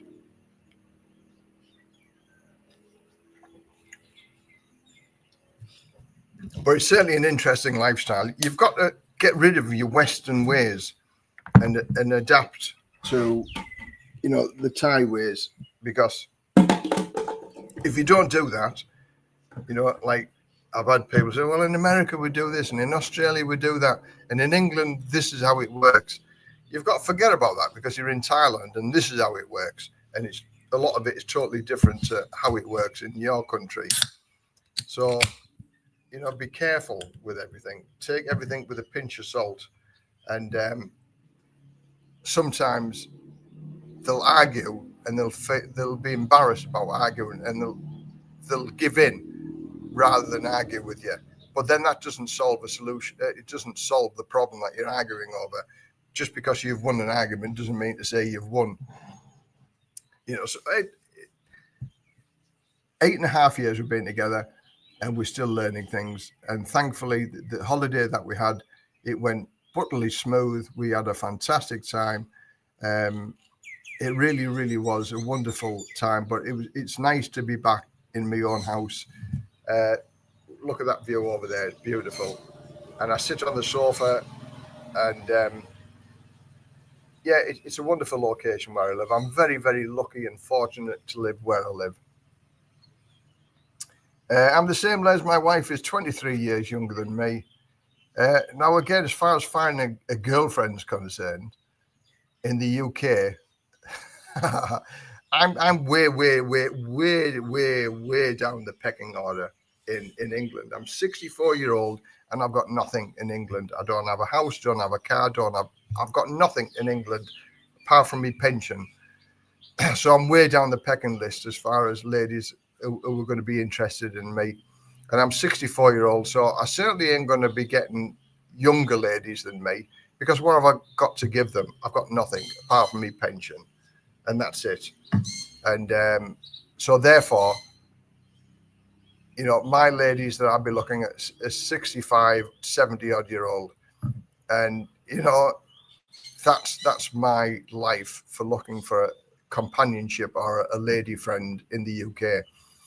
Now, over here in Thailand, because I've got my pension, and it's probably 4 or 5 times more than the average Thai worker, I'm instantly attracted towards the Thai people, because I provide security, I provide an income, I provide more than what a Thai person can give. So, you know, I'm higher up the pecking order in Thailand than I am in my own Western country. It's different ways. There's many ways to look upon it, but age, you know, I didn't set any boundaries to say, well, she has to be 10 years younger than me or 20 years younger than me. If it clicks, it clicks. But I'm not one of the people, and again, there's some guys that I know whose wives or girlfriends are 20 years old and they're in the 60s. For me, that's just a disaster waiting to happen, because, you know, some 20-year-old doesn't want the pipe and slippers man and do nothing type of thing. That's why I enjoy the holidays, and I go for the Christmas out and the New Year's out. We go to the concerts that my wife wants to go to, even though I don't understand a word that's been sung. It's just when 2,000 or 3,000 people are all singing along, you join in with the tune, nice tune, but I don't know what they're singing about. So it's sort of swings and roundabouts. If you want to stay cooped up in your house all day because you don't want it, because you're too tired, then the relationship isn't going to work. So it's a give and take. And we go and see the concerts. For New Year's Eve, we had to walk around for 3 hours before the fireworks set off. We watched the entertainment because every bar, every restaurant was full to the gunnels. So that was a hard time, walking around for 3 hours waiting until the fireworks happened. But again, that's just once a year, so you build up towards that, if you like.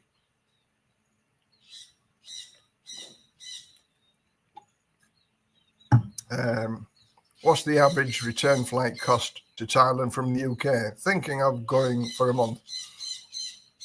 Between £600 and £1,000. I always fly from London, because in London you get the better deals. And it's actually not much more expensive to fly, to travel down to London than it is. Like for me, I live up near Newcastle, 60 miles south of Newcastle.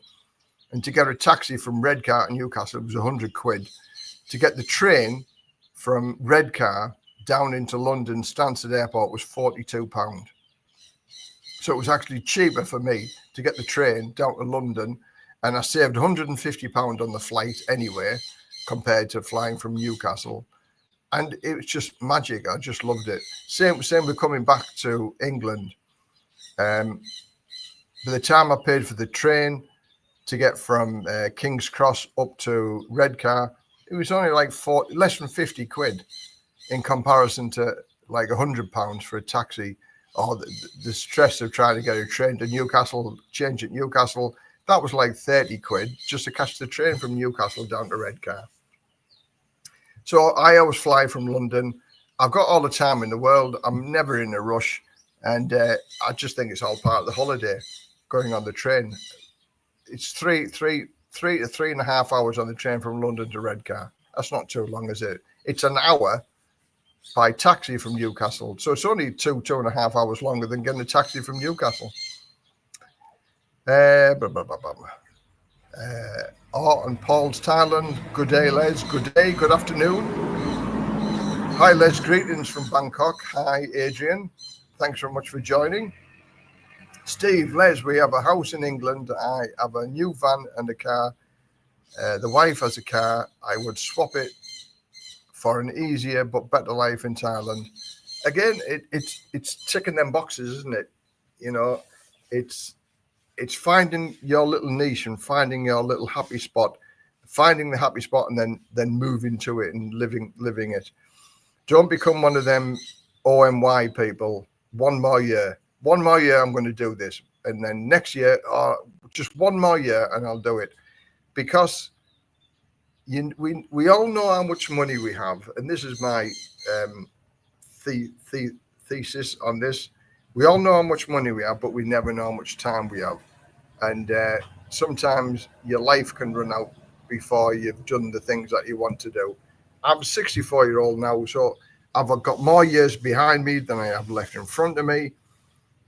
I'm 64, so every year that goes by, an illness or things start wearing out on your body. I had gout at me wife's farm.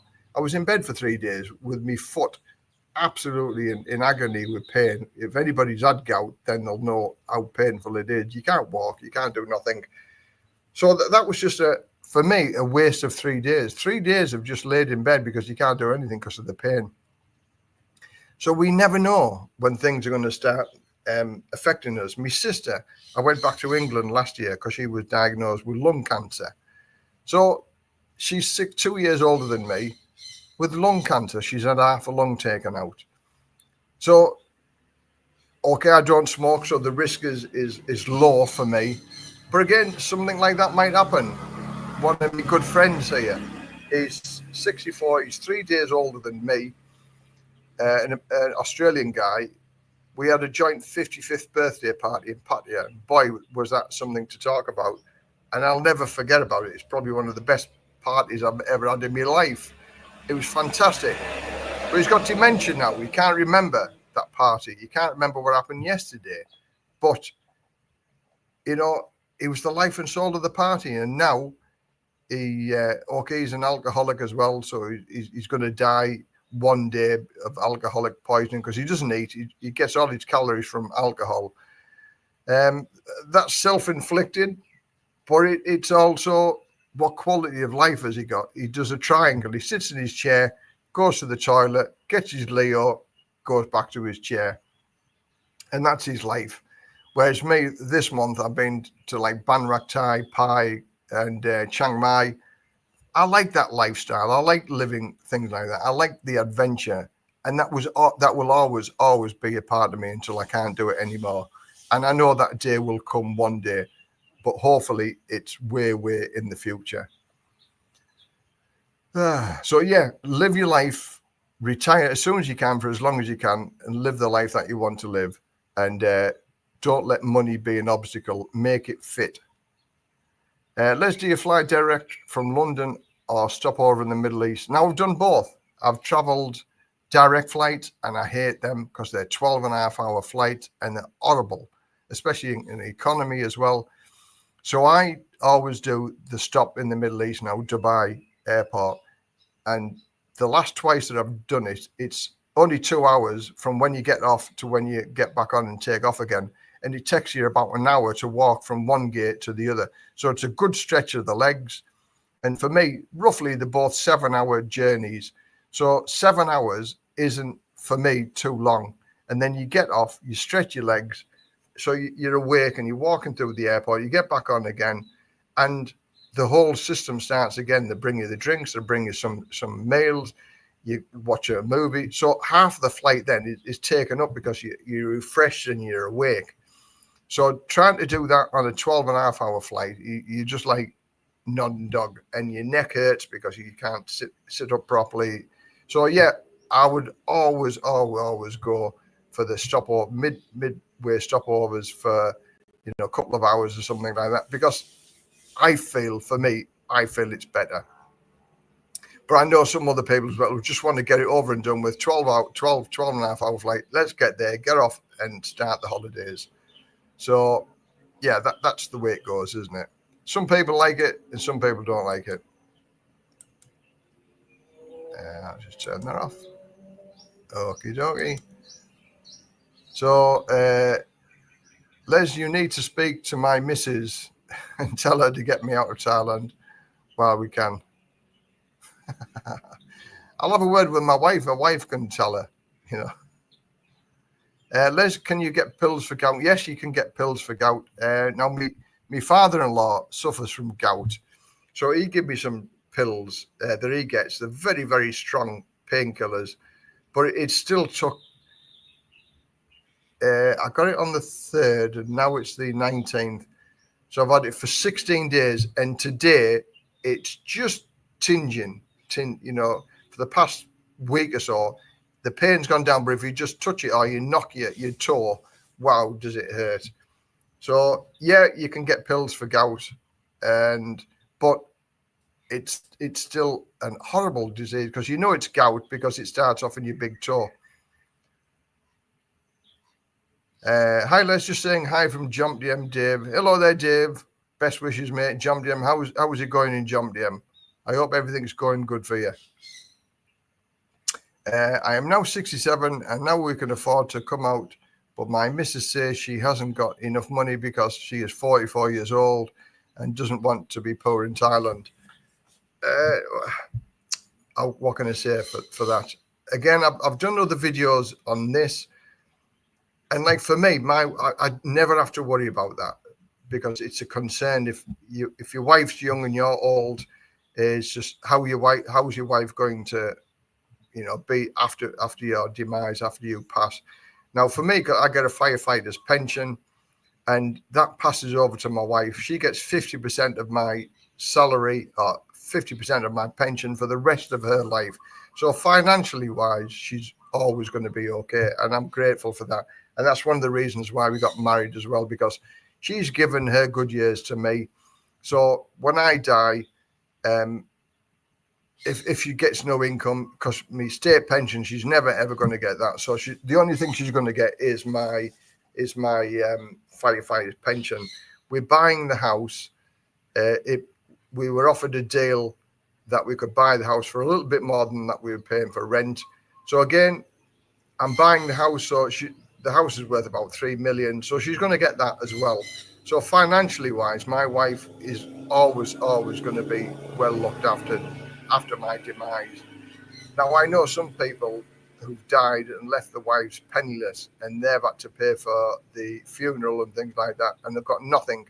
So then they have to start all over again.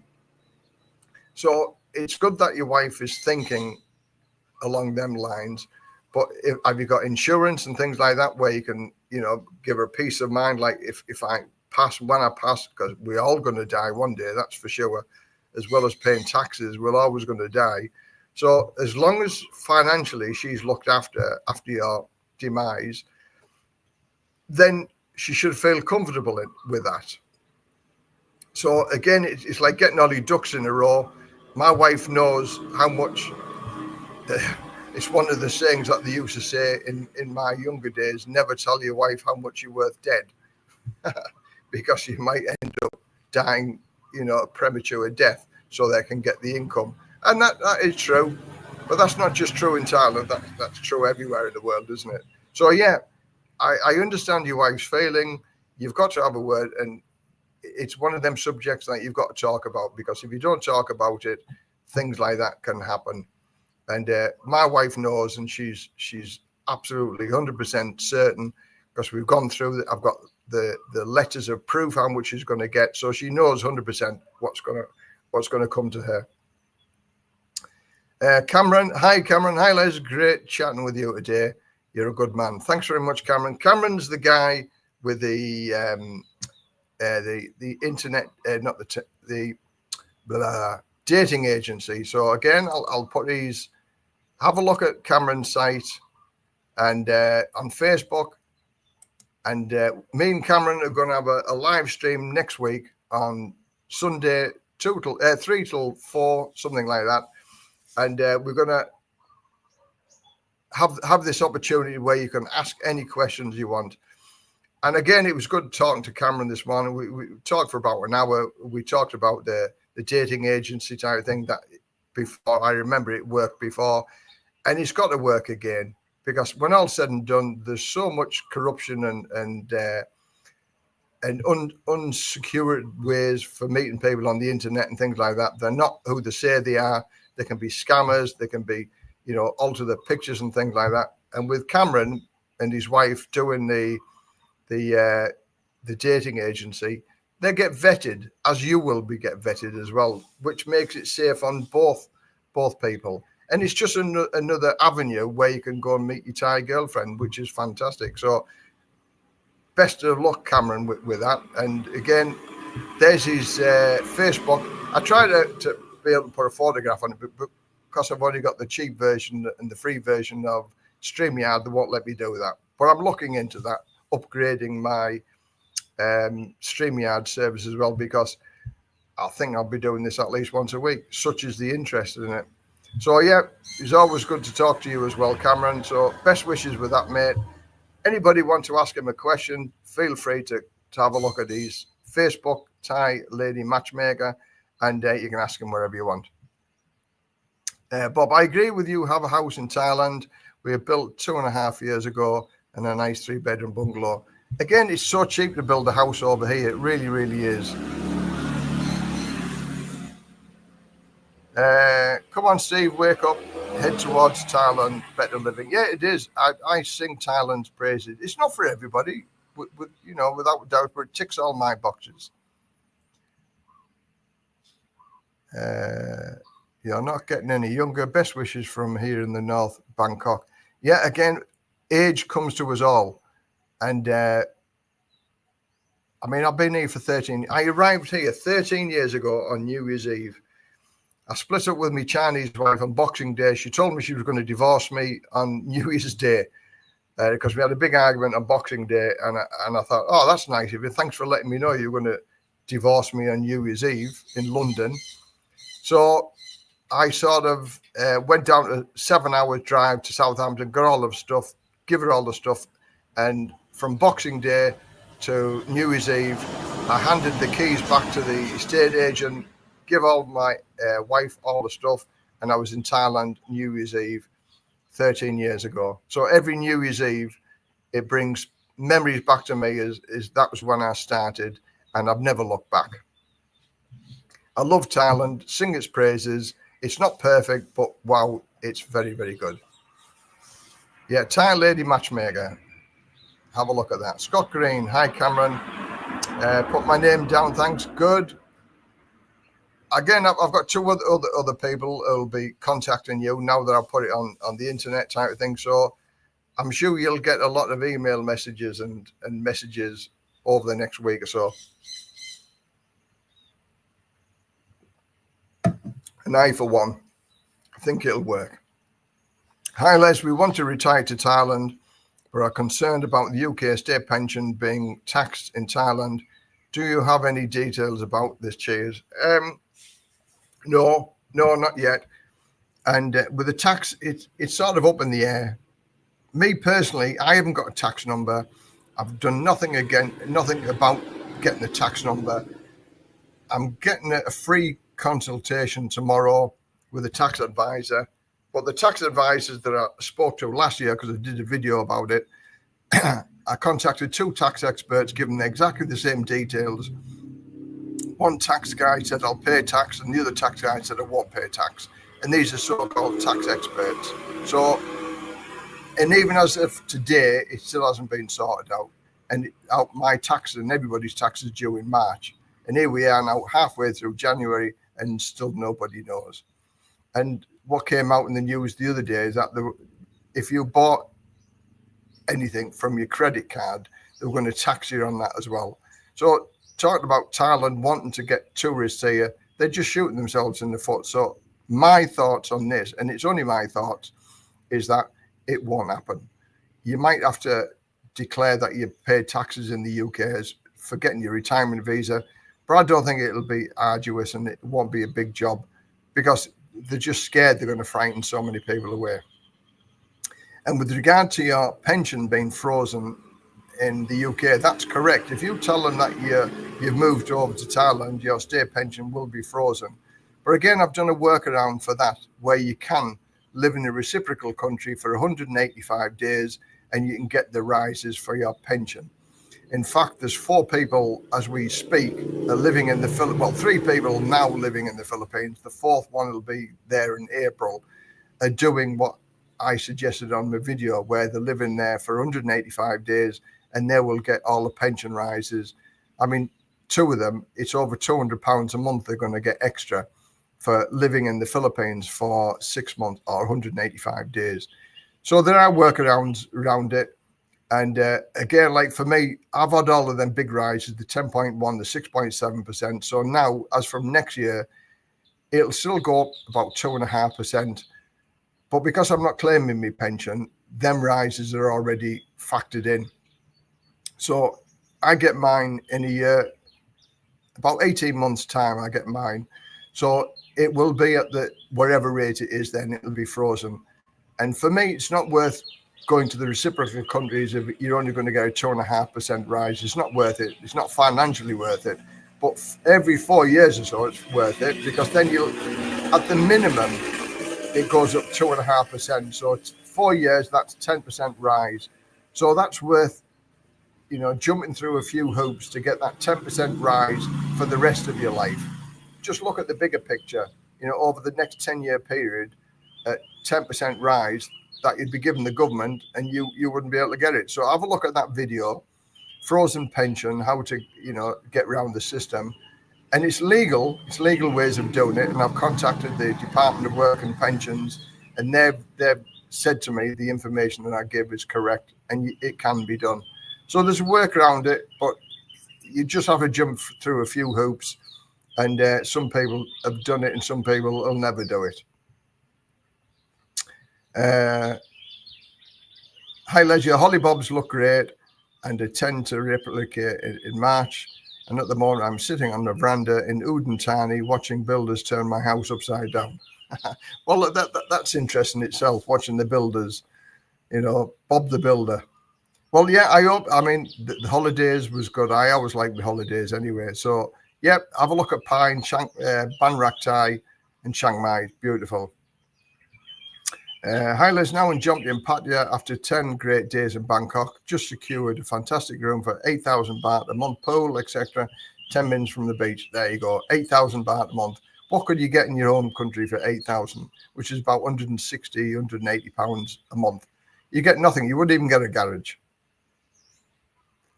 I always wondered what the cost of living in the Philippines for 180 days compared to not getting a pension rise. Is it worth it? If you're spending that in the Philippines. Okay, this is how I look upon it. At the minute, the 4 people that are going to be doing it are going to be £200 a month better off after the 185 days. So whilst you're living in the Philippines, from day one, you get that £200 a month rise. So that offsets the cost of living there. From Thailand, the flight for return flight from Thailand to the Philippines is about 150 quid. Accommodation, you can get accommodation for about £300 a month in a sort of fairly decent area. So if you're not buying food in Thailand, you're buying the same food in the Philippines, and the Philippines food is just as cheap. So the only downside to it is maybe it's £100 extra a month for accommodation. The visa for the 6 months isn't very expensive at all, and the flight's 150 quid.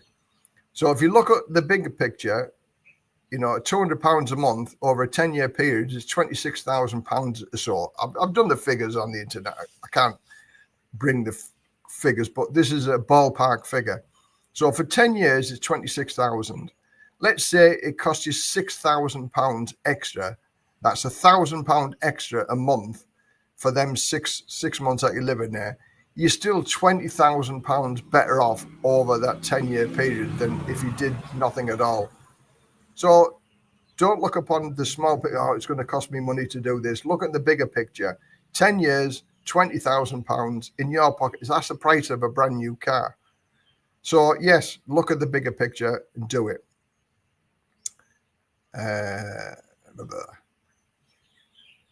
We still have the triple lock on this pension at the time. Might change in the future. Yeah, that will change for wherever it's going to take. And yeah, but the basic rise is a minimum of 2% or whatever it is for the triple lock, isn't it? Les, how much is your upper tier consultations? They're all the same tier. They don't have an upper tier or a lower tier. It is the same price, $10. $10 for the consultation, and you only pay for the consultation afterwards. You don't have to pay before. And if you don't get the information that you're after, you don't pay it either. So if I don't give you the information that you want, you don't pay. And whether it's for an hour or whether it's for 3 hours, it's still the same price, $10. So I'm a mind of information. There's other YouTubers out there that charge £45 for a 30-minute consultation, and you have to pay up front and you have to book it in advance. So so what do you want to pay? I give exactly the same information that they charge you £45 for 30 minutes. I charge you $10, which is what, 8 quid, something like that, for an hour or 2 hours, or as long as it takes. And I still give you the same information that they would give you. I've got the contacts for all sorts of things, for a driver's license, for visas. I can give you any information that you want for newbies. If you're visiting Thailand for the first time, I can save you way more than the $10 it's going to cost you to have a chat with me.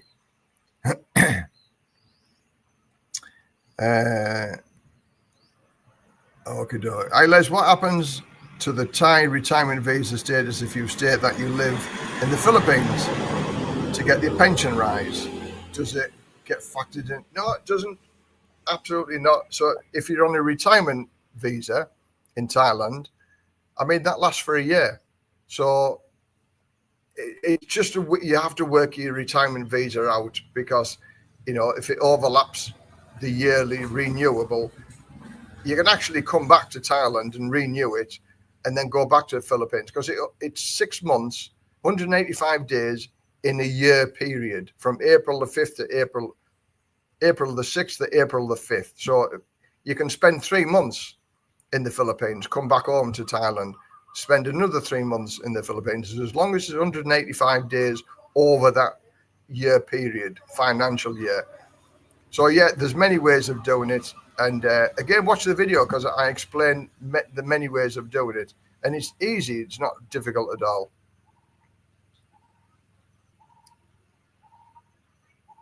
Yeah, it's cheap. Les, $10. It is cheap, isn't it? But I don't do it for the money. I do it for the information. And I'm as honest as day is long. And you don't get any BS from me. I don't pad anything out. I tell it how it is. Some people like it, me being blunt, and some people don't. But that's just me. I'm always upfront and honest and reliable. And the information that I give you is factual and is truthful, and it can be done by everybody. Les, always look out for your channel. Have to go now. Best information to all, and Les. Okay, Bob, thanks very much for joining me. Very much appreciated. Have a fantastic new year. Thanks very much for joining. And well done. So we've got 71 people in the house now. Good afternoon to everybody. 74 now. Wow, and it's still jumping up. So I can't see how many thumbs up we've got here, but if I haven't got 74 thumbs up, if anybody clicks the thumbs up, it gives the YouTube algorithm the message to say people are interested in this, and the conversation and the questions and like that is fantastic. And as I say, we've been going for 2 hours now, and it's still going good, isn't it? So if anybody's got any questions, I'm here to answer any questions. And it looks like we're going to be doing it on a weekly basis as well, because I enjoy this, and it was always interesting talking to other people from all around the world, and even here in Thailand as well. So if you've got any questions, put a Q at the beginning of it so I can see it's a question in the comments, and I'll answer your question to the best of my knowledge. And if I can't give you the answers, then I'll direct you to the people who can give you the answers. 41 thumbs up, more please. Yeah, 41 thumbs up. This is it. That's with StreamYard. You can't see how many thumbs up you've got. But thanks very much for all the thumbs up anyway. And for those people who haven't subscribed, if you subscribed, then that's even better as well. I'm almost at 14,000 subscribers now, which is very good. 13,810 this morning. Have a look at my videos. There's many more videos to come out as well. Have a look at Buy Me a Coffee. There's information, there's ebooks on there for the keto diet, for moving to Thailand, all sorts of information, just free. And every one of them's got a description so you can have a look at. And that's, you find that on the more information underneath the video. So yeah, I'm a mind of information. I'm going to be doing more ebooks this year on various things, various subjects. But one of the good, because we've been talking about like the Thai lady matchmaker, Cameron, who's doing this dating agency type of thing. I've also done an ebook on internet dating and the pitfalls and what to watch out for. Again, that's in the information under the more information down below. It's only $3 to have a look at that information, and that'll save you a bucket load of money if you do something wrong. And it tells you what red flags to watch out for. So again, that's well worth the $3 that it costs. Again, buy me a coffee or something like that. But at least if you buy me a coffee, you can get something for that coffee as well. You can get one of the ebooks for $3. So have a look at that. Thanks very much. Question: what are the requirements to own a car? The requirements is it's sort of, you have to provide a residency certificate to say, residency certificate here is you need a residency certificate if you buy a car, sell a car, buy a motorbike, sell a motorbike, or buy and sell basically anything, unless you're on the yellow house book. Like if you've got a Thai wife or a Thai partner and your joint names on the house book, then you don't need any residency certificate. But a residency certificate is easy to get. You only pay 500 baht for that. And you can get one of them even if you're on a tourist visa, because you just say that you're resident at a hotel or something like that. And then you go down to the immigration, you get a residency certificate, and it costs you 500 baht. You get that, and that lasts for up to 6 months, and then you can go and buy a car. And you need a residence certificate also to get a Thai driver's license. So if you're coming here without a Thai driver's license, you need your international driving license as well as your normal everyday license from your home country. Otherwise, you can get fined for not having the international driver's permit. But yeah, it's a laborious task. Can take half a day to register your car, to change your ownership and things like that, especially for foreigners. But Thai people, it's just so easy. So yeah, it's not difficult to do, but it's time consuming. Colo, good afternoon, Les. Good afternoon. Thanks very much for joining. What do you know about Krabi? Where to stay and things like that.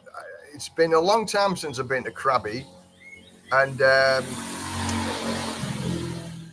it is a beautiful place, but the only thing about it now, it's full of Ruskies and China people, Chinese, that there's also a bit of confrontation going on and a bit of a power struggle between the Ruskies and the Chinese, certainly in Phuket. So I wouldn't want to visit Krabi or Phuket at the minute with what's going on. There's a little bit of bitterness going on with the Thais and the Ruskies and the Chinese, because when all's said and done, the Ruskies shouldn't have their own taxi services, shouldn't have their own their financial services, shouldn't have their own condo management, shouldn't have their own property businesses. There's a lot of money washing going on in these locations at the minute. But that's only what I've heard of people. There are several people that I know, certainly 2 people that I know, that have moved up from Phuket up to this area to get away from the Ruskies, because the Ruskies are causing all sorts of problems down there. But the Ruskies are everywhere in Thailand at the minute because of what's going on in Russia and Ukraine. And I can't really blame the Ruskies from getting away from being conscripted and fighting a pointless war. And if I was in the same boat, I'd do the same thing as well. But they tend to be sort of trying to take over everything as well, which they shouldn't be doing. I got a 3-year international license. Okay, if you're on a retirement visa, living in here, the police can question that international driver's license, because if you're living here full time, like on a retirement visa, then they could say that only lasts for 3 months. Because if you're living here full time, you should be having a Thai driver's license. So yeah, that can be a little bit problematic. But for 3 years, that's good value. Well done for that. John the Accountant, hello. Long time no see, John. I'm noticing a lot of vloggers advertising people to leave the UK. Figures of wealthy people leaving the UK seems to verify that. Yeah, somebody mentioned to me there's so many billionaires and so many millionaires that have left the country this year or last year. So I think, yeah, it's going to happen, isn't it? Because of all the tax laws and the tax implications and that. It's just going to be crazy. You know, again, they're shooting themselves in the foot and creating wealth or actually sending wealth away. And we're getting the wrong type of people. We're getting the people on the rubber boats who demand 4-star hotels and stuff like that, don't they? So crazy, isn't it? But that's the way it goes. Leslie, you get the same boat as me. You get a private pension now and we'll get the state pension soon. I won't be mucking about live elsewhere for 6 months. The money we get, we can live on nicely. Yeah, I agree. It happens, doesn't it? You don't need a lot to live on over here, but a little goes a long way over here. Just cut your cloth to suit your needs and that, and you can live fairly cheaply over here. So give me 1 second. 1 second. Something's just bleeped in the kitchen, so I need to go and have a look. 1 second.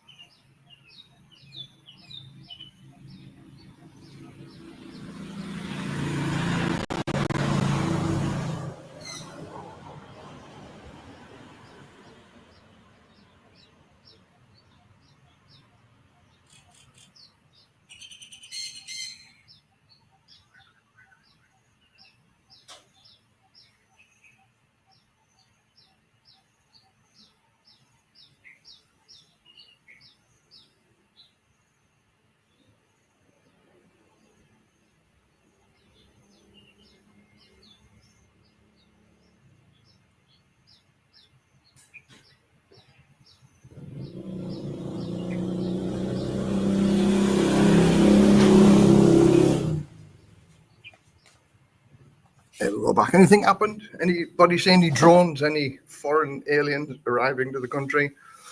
Now, I heard a little bleep in the kitchen, well, in the store cupboard. My solar panels or my solar stuff had a fault light, a red fault light when I came back home from a month away. So I didn't know what the little red fault light, and it was just bleeping. The little red light come back on again today. So it's telling me something. There's an error code. So now that I've heard it, that it just bleeped on, I need to have a look to see what the error code was later on. So that's the solar panel system. And again, I like solar panels, but it's a little bit, when you get a little fault notice and you think, well, what's caused the fault? But now I'm here, and that's why I got up and had a little look at it. And it's a little foreign red light that came on, and a fault code. And I'll have a look at what the fault code is later on today. But sorry about that. But anyway, getting back to the live stream question. My partner, not married, owns a house in Karat. In order for me to acquire residence certificate, what information does she need to provide for me to get residence certificate? Okay, again, that's quite an easy solution, that one. There's I forget the name of the form, but the immigration office, if you go to the immigration office, because you need to go to the immigration office anyway to get the certificate of residency. So if you go there together, then they'll give your wife a form which she fills in, which sounds weird. Aliens that live at your address. We class as aliens. A number of aliens staying at this address. You're not from Mars, you're from England or America or whatever, but you're not an alien. But the form, it writes aliens. And all she does is just write your name, the information, how long you've stayed there for, and then they'll stamp that piece of paper, and then you'll get a little slip of paper to put in your passport as to where you're living full time, and then that does it, and then you'll get your residence certificate, which is 500 baht. It might cost you 100 baht as well to get the paperwork done to register an alien living at your girlfriend's house. But it's not complicated at all. But you do both need to go to the immigration office to be able to get that. Regards Karen Beach and Kata Beach, I heard 80% of businesses run by Russians, lots of mafia fighting, apparently. Yeah, again, where there's money, and certainly property shot through the roof in Phuket and all the property deals. And I think anybody who buys property in Phuket at the minute is opening for a fall. When the bubble will burst eventually, when the confrontation stops with Russia and everybody goes back to Russia, that's when the bubble will burst, I think. So I wouldn't buy anything at the minute. Unless I had a bare hole drilled in the back garden of water. Oh, borehole, bare hole. Borehole.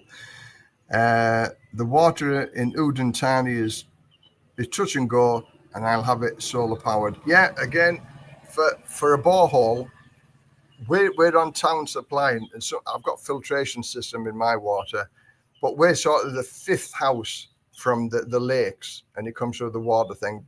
So we're sort of the first house or the first 5 houses, and nearly every week I have to change the filters because we get a lot of silt and a lot of leaves and stuff in our water. For a borehole, yeah, it's about 30 to 50,000 baht to get a borehole, but it's more guaranteed for that than living off town supply. We're lucky because we have a 1,000-litre tank as well, so we've never run out of water. We had changed the filters once a week and nothing happened, so we're lucky really. And I wouldn't pay 30 to 40,000 baht for a borehole when we're the 5th house next to the water and we're surrounded by lakes. So in theory, we should never run short of water. Good night, Les. Great information from Scott News. Okay, Scott, thanks very much for joining us. And again, have a fantastic new year. Have a really good 2025. Hello, Bill. Hello, Les. Hope you're and Play are well. Yeah, Play's still at the farm. Sadly, me grandmother, or Play's grandmother, died, so we had the celebration of life and things like that. So therefore, Mum and Dad were 5 days without working on the farm. So there's a lot of catching up to do. So Ploy decided to stay there. So I'm home alone now for a week or maybe 2 weeks. So she's helping the mum cut the sugar cane, which all has to be cut by hand. And there's the whole heap of sugar cane left to cut. So she's got blisters on the hands already, up at 5 o'clock in the morning, working until about 6 o'clock in the evening. So yeah, she's got a tough time, but that's the thing with the Thai families. They all pull together and they all help, you know, when the chips are down type of thing. So yeah, home alone, Bill, and I love it. Retired, don't give up. I am back. Yeah, I'm still here, Dave. 2 hours and 15 minutes. It usually goes on for about 3 hours. We've still got 70 people in the house, so thanks very much for all the 70 people who are watching. Again, if you've got any questions, please feel free to ask any questions whatsoever. I can talk until the cows come home. And but as I say, I like answering questions, and there's nothing really stumped me for anything. I've always got an answer for everything, and if I can't answer it, I'll certainly send it to the people who can give you the best advice. Yeah, I've mains water, Les, but it's filthy, and the borehole cost 20. Oh, that's good. That wasn't too bad, was it? That's very reasonable. But I have a filtration system fitted. Yeah, again, even borehole water, you still need a filtration, but it shouldn't be as cloudy and mucky as my town's water. And retire, don't give up, and one more thumbs up. Thanks, Dave. All the thumbs up count type of thing, you know. But as I say, we've got 75 in the house now, which is fantastic. And so beautiful, warm, sunny afternoon. Singha. Anybody see that? Anybody seen that? The Singha calorie-free lemon drink. Beautiful. So they don't just make beer, they make also calorie-free soft drinks. So keto, I haven't mentioned that yet, have I? Did I put any weight on over Christmas? Yes, I did. I put a couple of pounds, or a few pounds on over Christmas and New Year, as everybody does. I don't think there's a single human being on this planet doesn't put weight on over Christmas and New Year. So yeah, I'm going to go back on the keto diet to hopefully my New Year's resolution is get down to 95 kilos and sort of stay there. So the aim is probably get down to 90 and have 95 kilos is my trigger point as opposed to 105 kilos. But now I can start that. And like the keto diet was a fantastic diet. I lost from 118 down to 95 at one stage. So I lost over 23 kilos on the keto diet. And it's so easy to do it. It's not difficult at all. But the difficulty in the keto diet is going out and eating, because the Thais put sugar in everything that they cook type thing. So if you can control your diet, which I can now because I'm back at home, I can eat what I want to eat and I can control the food. So hopefully, fingers crossed, back on the keto diet, and I'll be down to 95 within a couple of months or so, something like that. But it's also good because I've ate a lot of Thai food whilst I've been away. So the keto diet, it's sort of Western food, but it's adapted, and it's easy to do, and it's not difficult to do. And a few people have asked me to do reviews on the air fryer that I've got and the slow cook cooker. Are you sure it's got no alcohol in there? Slow cook cooker. And also show a few meals that I've cooked, because I sell the air fryer keto book, and the recipes in there are good. So yeah, okay, I'll do a couple of videos for that as well, just to show that I use the air fryer cookbook that I sell to other people, and the results that I get, which is very, very good. It's so easy to do. It really, really is easy. And the slow cooker, you can cook a batch meals like for 4 days in a row on the slow cooker. So it's not easy. It's not easy. It's not hard to do keto food and have a stock in the fridge, where, because on the keto, especially intermittent fasting, you only eat 1 meal a day. So you only have to, so that one cooking, which it might take you an hour or so, will last you for 4 days.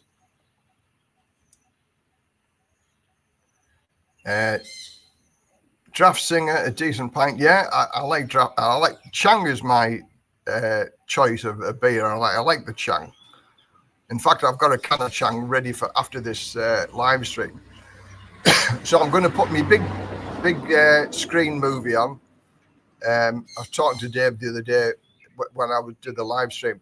Do you know how many days ago that was, Dave? That's a long time ago. It's the 19th of day, so 16 days ago we did the live stream, and it seems to have gone past very, very quick.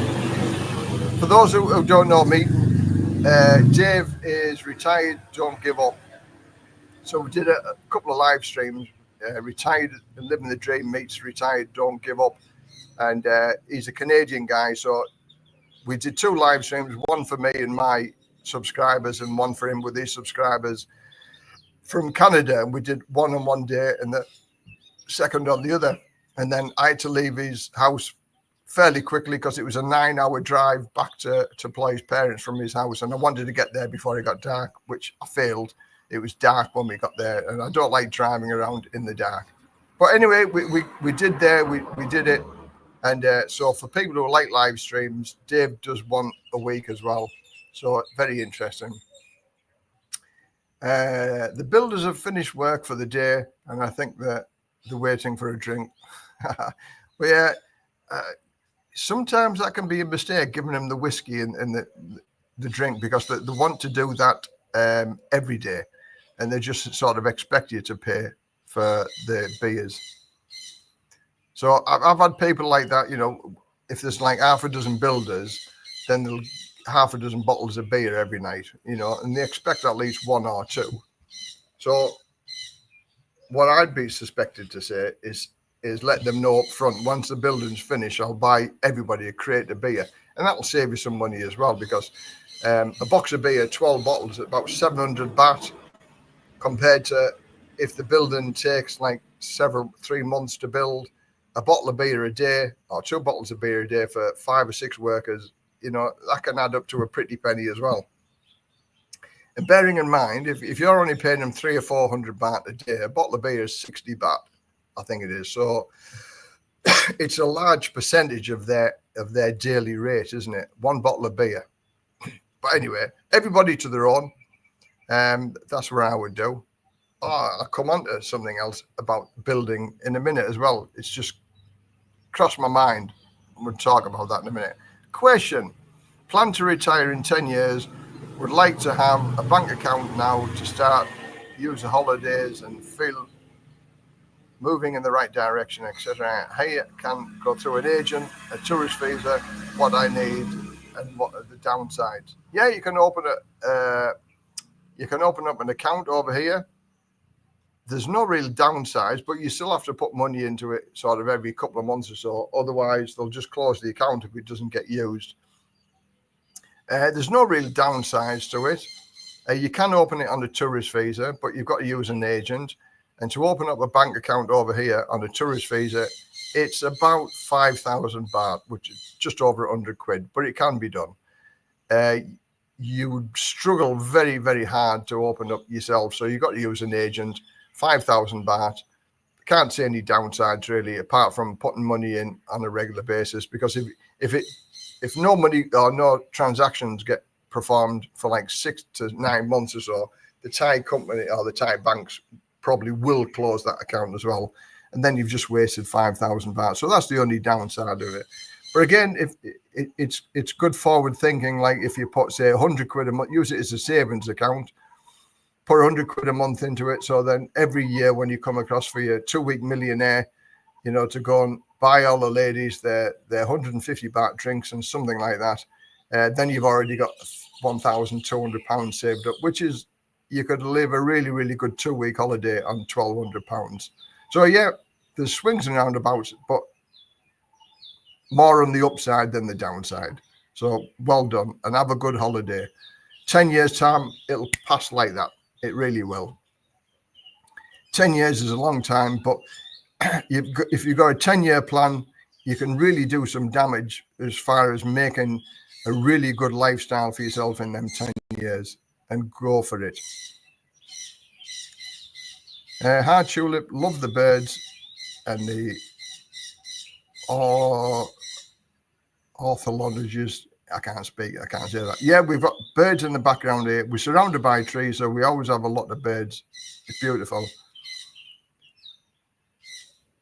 They brought their own little drink for the end of the day.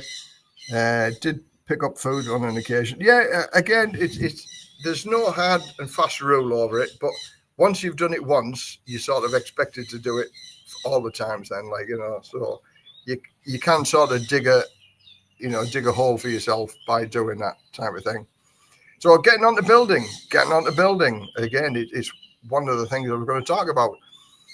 Everybody knows I'm a DIYer. I love DIY. I've done my own solar stuff and done my own filtration system and building and pipe work and stuff like that.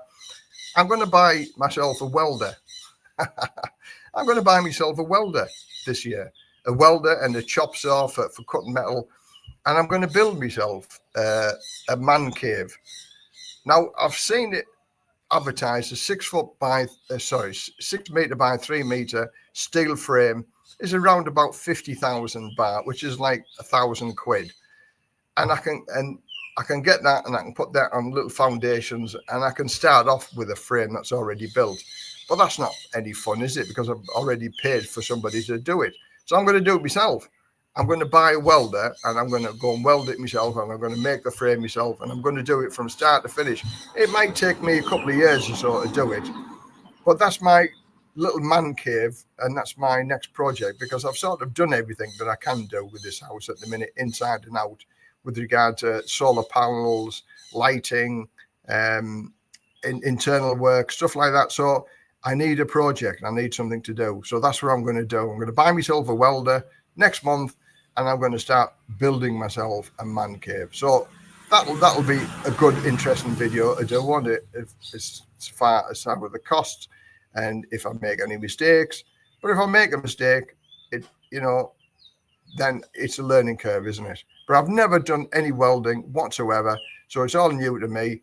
There's loads of videos on welding, and I've seen the Thai people do it, and if they can do it, I'm sure I can do it. So yeah, there we go. Welder. Anybody got any suggestions on that? I've seen the Makita welders. Makita is a good name, and they're only 60 or 70 quid for a Makita welder, and it does 3 different things: stick welding and brazing and stuff like that. Anyway, but I need to look into it. But 60 or 70 quid for a welder isn't a lot. A chop saw, a metal chop saw, is again about 30 to 60 quid. So for about 100 quid, I can start welding, and I might make a fence or part of a fence. There's many things I can do with it, so I'm looking forward to it. A welder, that's a death penalty at home. Yeah, but yeah. You can do yourself some damage with a welder, I'm sure. Have I been to Mae Sot? I don't think I have, no. You can learn to stick weld from vlogs. Yeah, there's plenty of YouTubers. I've watched that. Yeah, I've watched that. I've watched many different welding videos. Again, YouTube is a fantastic learning curve with YouTube. You can learn anything, you can type in anything. If you typed in 2 flies walking up a wet window pane, there'll be a video on that somewhere. So yeah, I've watched the videos of welding. I think that looks easy. It looks easy. And I've seen a guy when I was sat in the veranda at Ploy's house, and he made the gate over the road from me. And it only took him a day and a half. But what a fantastic piece of homemade welding he's done, and his steel toe cap flip-flops. So I'm going to give it a go. We'll see where we go from there. Retire, don't give it positive wives, Les. Positive wives. You've lost me a little bit on that. Positive wives. Expand on that a little bit, and we'll go through that. The best is well pro, but not cheap. I'll have a look at that. I'll have a look at Lazada tonight.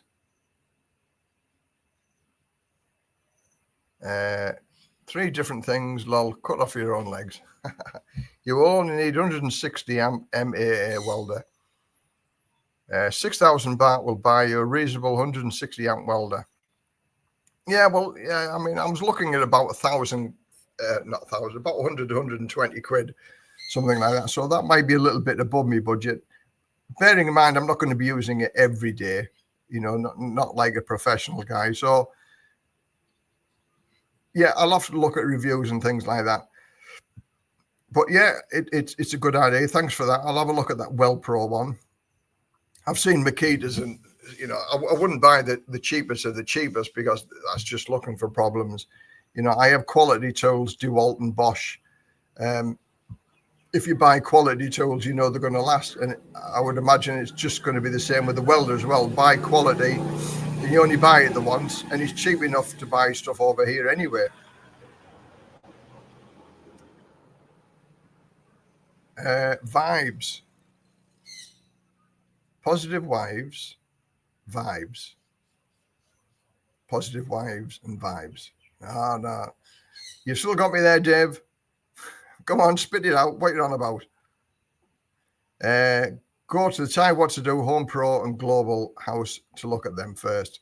Yeah, I usually do that. I go and find where I need to go and find, and then I'll have a look on Lazada. And 9 times out of 10, it's much cheaper on Lazada than it is at Thai What to Do. Certainly, the solar stuff is far cheaper on Lazada than it is in Home Pro. Home Pro, Global, or Thai What to Do. Have you ever considered contact lenses? Yes, I did. In fact, I had laser treatment done on this eye. I had monovision laser treatment. That was 14 years ago now. And now I have to wear glasses because the writing's got small again. And I did contact the laser vision people, and they said for 350 quid, when I went back to England, they'd do another laser treatment and put it back to as it was. But I was a little bit miffed because when they told me, and I paid 1,000 quid to get laser treatment done so I could read. I've got monovision, this is short vision, and that one's long vision. And I thought it was going to be like that good forever. But no, I only got like 6 or 7 good years out of it before I started squinting and not being able to read. And again, a lot of it's to do with the daylight like this, I can read. But my glasses, and these are only 200 baht from 7-Eleven. I paid 70 quid for 2 pairs of glasses in England when I went back to England with prescription lenses. I couldn't see. The writing was all over the place, and I complained. I said, listen, I can't wear them. I said, I got these 200 baht, or like 4 quid pair of glasses from Thailand. She said, oh, they're just magnifying glasses. I said, yeah, but they work. I put them on, everything's clear. Nothing, the writing doesn't move up. Well, that's because you've had laser vision on one eye and your 2 eyes are fighting. I said, well, I don't want it. Well, should you get used to it? I said, I don't want to get used to it. So I put these on, I can read. If I take them off, I can still read, but they're a little bit blurry. So if I put the glasses on that I paid 70 quid for, put them on, I said, my eyes are going all over the place because they're trying to refocus and everything. She said, do you want your money back? I said, yes, give me my money back. So I got my 70 quid back, and I went and bought another 2 pairs of these magnifying glasses from 7-Eleven.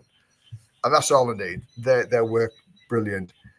So contact lenses, I've never really fancied contact lenses. I don't wear glasses normally, but when I'm reading the questions and things like that, it helps with the glasses. Right. Have you ever contact yet? Akita, that's a violent Japanese dog. No, they're not all violent. They've got a reputation for being violent, but they're not all violent.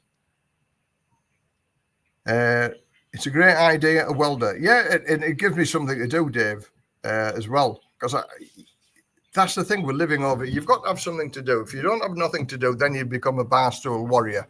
And then you're grumbling about everything. And it just gives me something to do. And I'll enjoy doing it because then I know, because I like building anyway. I built my own houses. I was a part of a building scheme in England. The first scheme, we built 27 houses on a self-build project. And on the second scheme, we built 35 houses. So I've done everything from putting the foundations in to putting the roof tiles on and everything in between. And I thoroughly enjoyed it.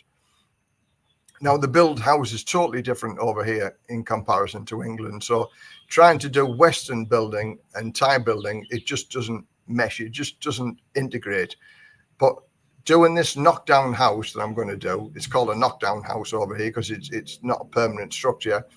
And I think I could do it for maybe all in for about 200,000 baht. And that's like a 6 meter by 3 meter man cave with a separate toilet and shower.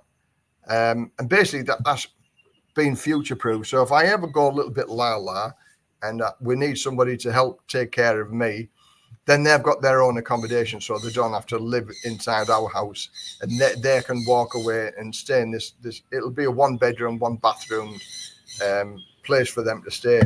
So up until I need that, it's going to be like my little man cave. So I'm going to move all my computer and me stuff like that into there, and be able to have the house, because in one of the corners of my house I've got all of the computer stuff and things like that, and I'd like to be able to move that out of the house. So that's just my little thing, but I'm going to play around with it, and I can do it. I've got the plenty of time to do it in between cutting the grass, cutting the hedges, and living the good life over here.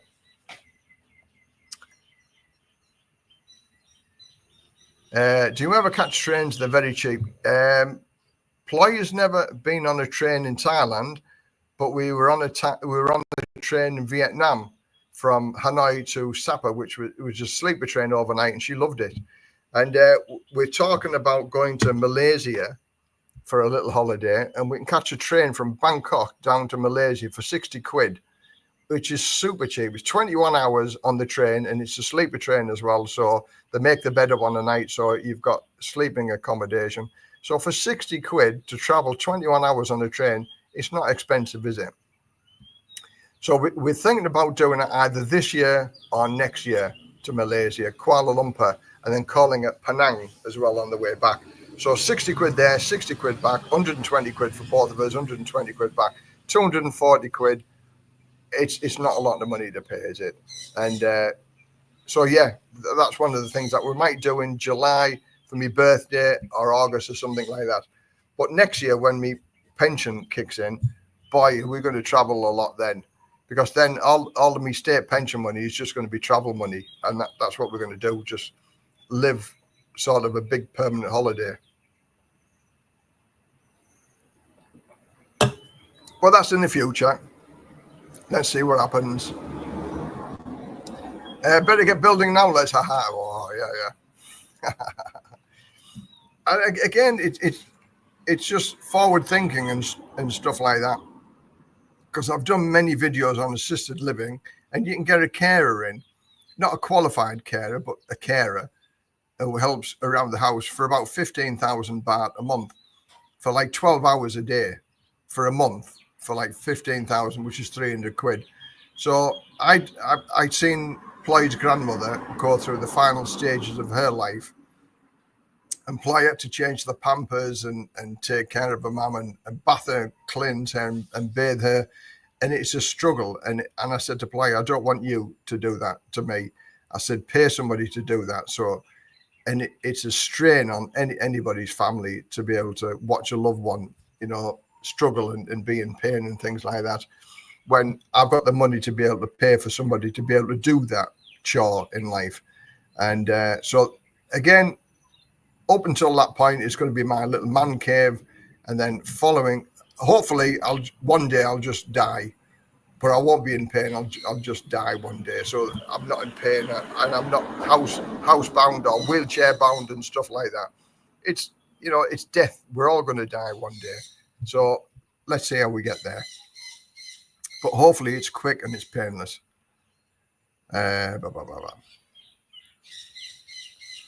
Question: do the Thai banks all have online banking? Yes, they do. I do majority of my banking online, and I only draw my spending money out once, because I have to pay 30 baht to get me money out of the cash machine. Because I opened up it's funny here how it works. Like, I'm with the Barclays Bank in England, and I can draw me money out from any cash machine anywhere in England, and it doesn't cost me anything. Here, because I opened my Bangkok bank account in Pattaya, because I'm not in Chonburi province, I'm in Rayong province, they charge me 30 baht for drawing money out of the ATM. So, and to close that bank account and open another one up here, it's not worthwhile doing. I'll pay the 30 baht. But everything else would pay online. I transfer the money to Ply, I pay the mortgage by online banking. I buy things off Lazada on online banking. So yeah, it's easy to do.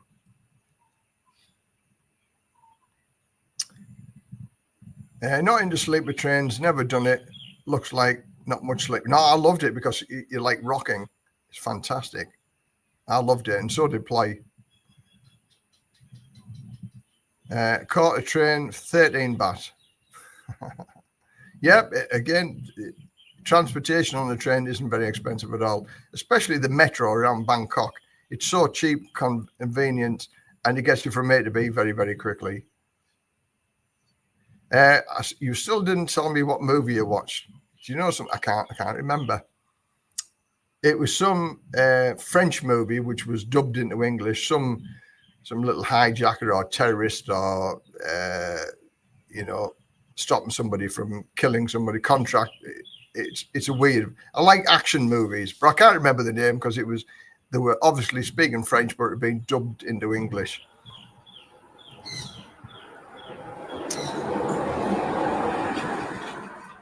Death is like that James Bond film, isn't it? Yeah, we all have to go one day. That's the only things: tax and death. Hi, Les. Big thanks for all doing this. Question: will they tax my pension? If I knew that, I'd make a small fortune. To be honest, I wouldn't worry about it at present. I'm not worried about it. I haven't got a tax ID number. I haven't looked into anything, although I'm going to get a free phone call tomorrow to tell me whether I need to get an ID number, something like that. This is the first thing I've done in the year. And but looking at all the forums and things like that, because it's a UK pension from a government agency, because I used to work for the government with a fire service, they reckon I won't have to pay tax. So, but I just want to get it confirmed by this guy who's going to call me up tomorrow, free 15-minute consultation, and he's going to tell me if I need to get a Thai ID number or not. So I'll do another video following that and tell you what I found out, what I gleaned. But at the minute, nothing has been cast in stone. We're still all up in the air. They brought it out from January the 1st last year, and supposedly you've got to remit your tax or your tax that you owe in March. And here we are now halfway through January, and they still haven't sorted anything out. And I think if they tax us pensioners, they're going to shoot themselves in the foot, and they'll lose so much money by people going to other countries or only living here for 6 months. So they need to look at it very carefully. I mean, what came out the other day was that they were going to tax you if you bought anything off your credit card, like if you bought a scooter or a TV or a sofa or any furniture, they're going to tax you in the money that you spent on your credit card. How crazy is that? That's just like a knee-jerk reaction, and how to influence and get people to come and spend the money over here. Oh yeah, you can spend your money, but we're going to tax you. It will be big news when it comes, and it'll be all over the internet, all over YouTube, all over the news. So just wait and see. Anybody who tells you that they know what's going to happen are wrong, because the tax experts don't know how it's going to work as yet. But don't worry about it. There are plenty of loopholes already because they've pre-thought if they do this, we can do that. If they do that, we can do this. So the likelihood of you paying any tax or a little bit of tax is very negligible. And it's only for those people who've got investments. Basically, if you're on a private pension or Social Security from America, the likelihood that you're going to pay little to no tax. But I'm no tax expert, so I'm in the same boat as you. We have to wait and see what happens. But hopefully it won't come to that.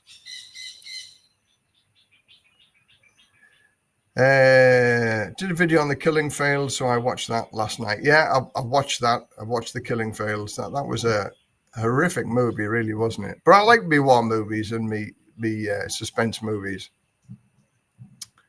Maps away. Thank you. Looking forward to it. Yeah.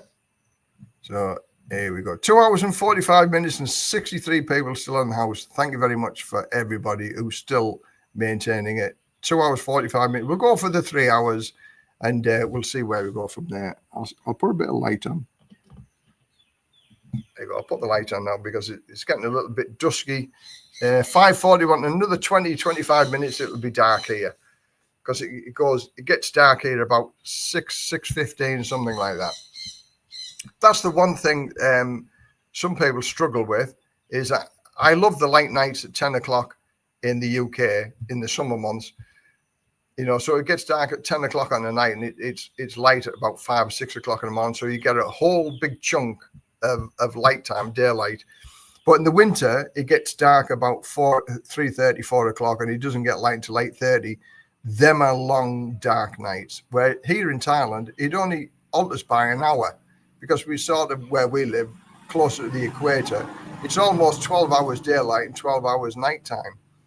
So, but you can still sit out after 6 o'clock in the evening because it's nice and warm. Again, I'm sat in January with a t-shirt on. It's lovely. That it's cool here. It's perfect temperature.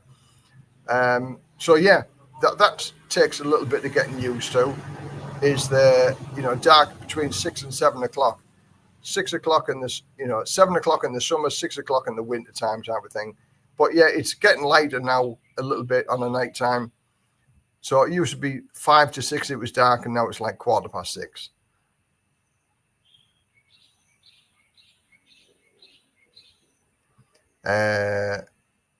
I prefer high tax countries like Denmark, Norway, etc. I don't know what that's about. Ed Sweeney often does less than 3 hours, Thailand bound 90 minutes. Yeah, I mean, Ed Sweeney, he's not my cup of tea. But again, I feel sorry for Ed. I'm shocked that he's actually got back to Thailand. I thought his days of coming back to Thailand to be over and done with.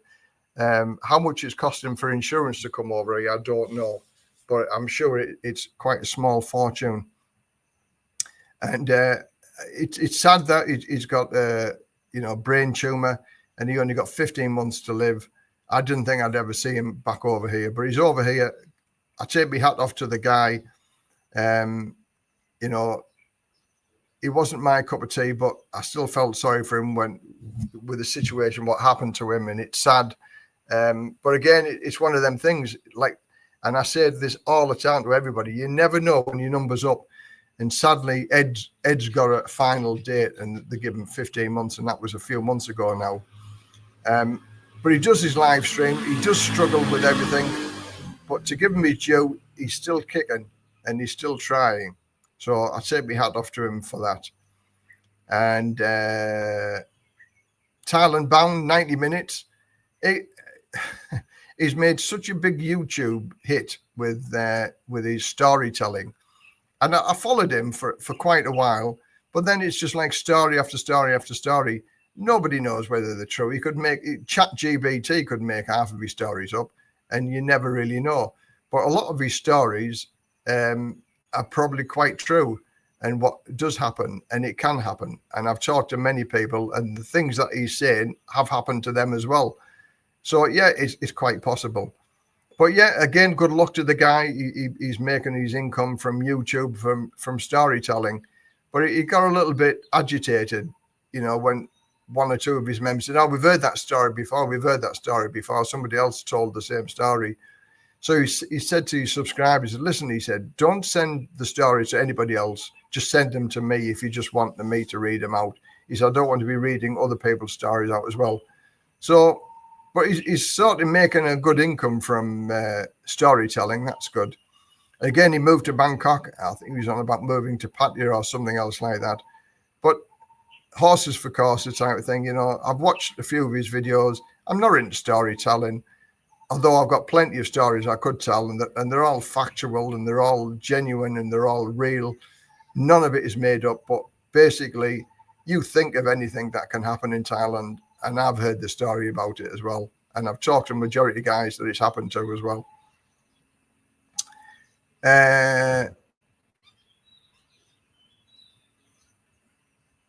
Do you really have to keep saying he's not my cup of tea? Well, he isn't my cup of tea. I like tea, but he's not my cup of tea. Okay, that's the last time I'm going to mention cup of tea. Why do you want a cup of tea? Like, I prefer coffee myself, but then never mind. Okay. I had some tea in Ban Rak Thai on the Chinese boat, and that was 3 cups of tea. Okay, enough of the tea. Have you ever watched Brian Jack's vlogs? He lives in Pattaya. Pattaya isn't my subject really. You know, people have said to me I should do a live stream with Nick Dean TV, but different niches. Pattaya niche and the Thailand niche where I live, retired and live a dream. You've got the girlfriend, you've got the wife. Why do you need to talk about Pattaya? Pattaya is a single guy's place. It's a man's paradise, and you can have a good time there. But it's like apples and pears, totally different. And my niche for the retired and living the dream is totally different to living in Pattaya. So the Welsh Win, I've watched him a couple of times about living on a budget in Pattaya, and he does quite a few good vlogs, and he can. And there's a couple of guys that have sort of followed his stream. The fact that trying to live on 1,000 baht a day, and it is totally and utterly possible to do 1,000 baht a day living in Pattaya.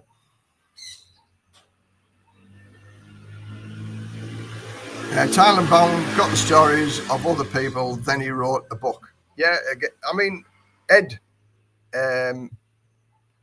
Steady Eddie wrote a book, didn't he? I've never looked at it because I mean, I could write a book. In fact, maybe I should write a book for all the stuff that I've learned over the 13 years. But yeah, people are interested in it. I've watched most of the time vlogs, and I am down to retired and living the dream. Thanks, John. Thanks very much for that. Yeah, there's lots of people come and go on Thailand. I like to think that the information that I give is truthful, honest, and reliable, and you get some value from it as well. You know, I always give prices on the food that I eat. I always give prices on the hotel accommodation and stuff like that. It's not everybody's favorite subject that I talk about, but some people are happy with it and some people aren't. But there isn't a vlogger or YouTuber that gets 100% satisfaction. I get me trolls, I get me bad messages and stuff like that. And I think anybody that does YouTubing, you put your head above the parapet and you're going to get shot at. But it's simple. I mean, I don't get that many trolls, but I have had a few. You just delete them. You know, I used to engage with conversation with them, but some of these people, you will never, ever change their mindset. So it's easy just to ignore them and just move on.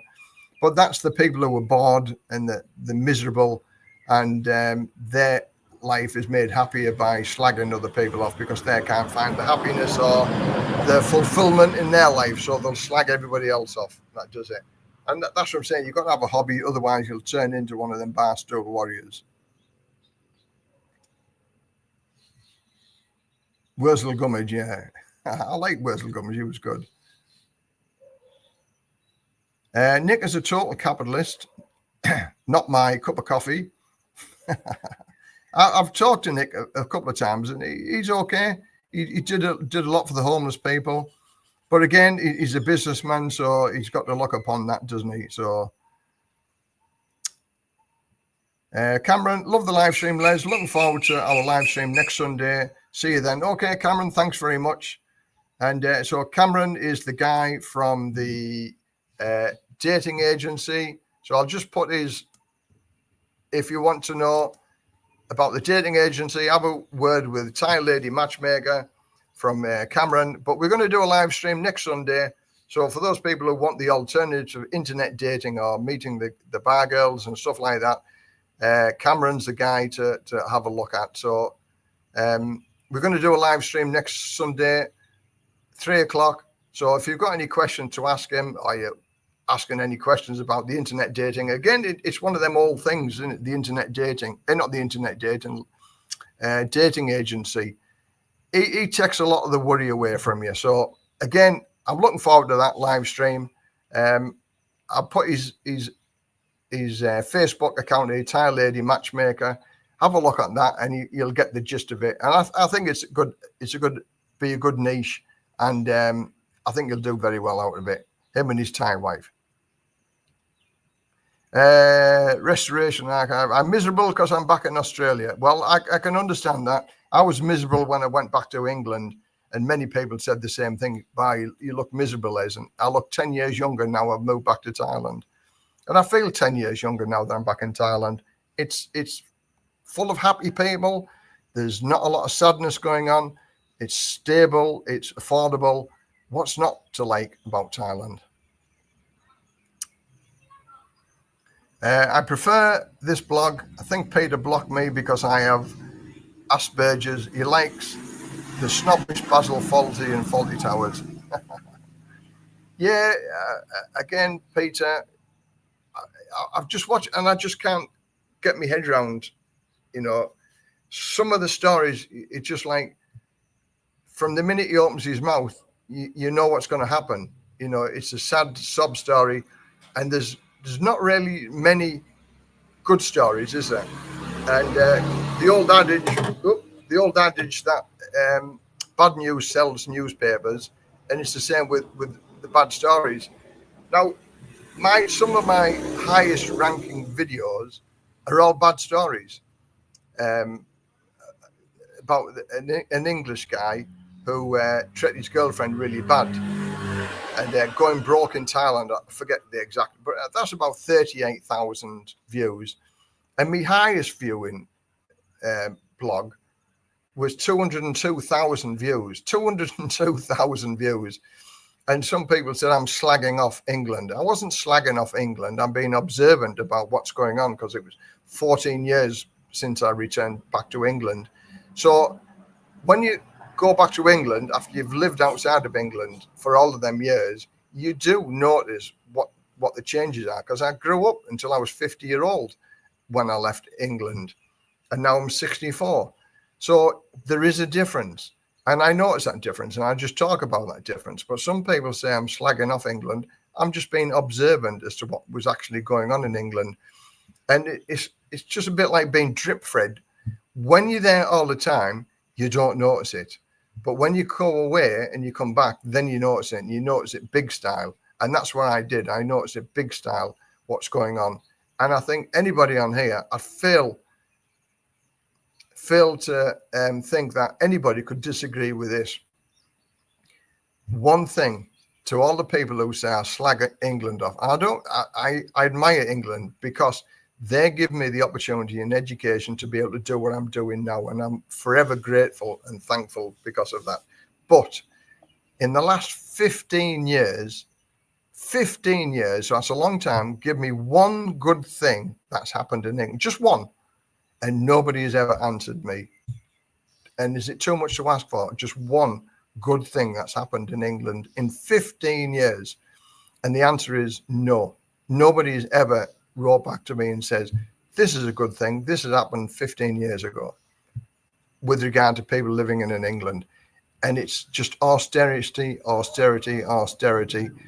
And Stammer has just knocked the hope out of everybody's, dreams with what he's mentioned over the past 6 months have been. He's just wiped the hope from everybody. The everything has gone down. The economy is crashing. The pound is crashing. There's no good news, and he's got no good news to give. So when somebody talking about negative people, Stammer is the most negative person that's ever brought the country to its knees. He's the worst prime minister the country has ever had. And Rachel Reeves, Rachel from accounts. Okay, somebody prove me wrong. What one good thing has happened in the last 15 years? Just name one thing.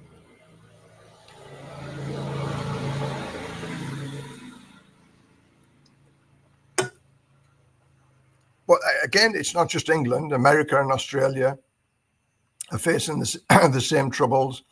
In some ways, I mean, Donald Trump becomes president again on the 20th.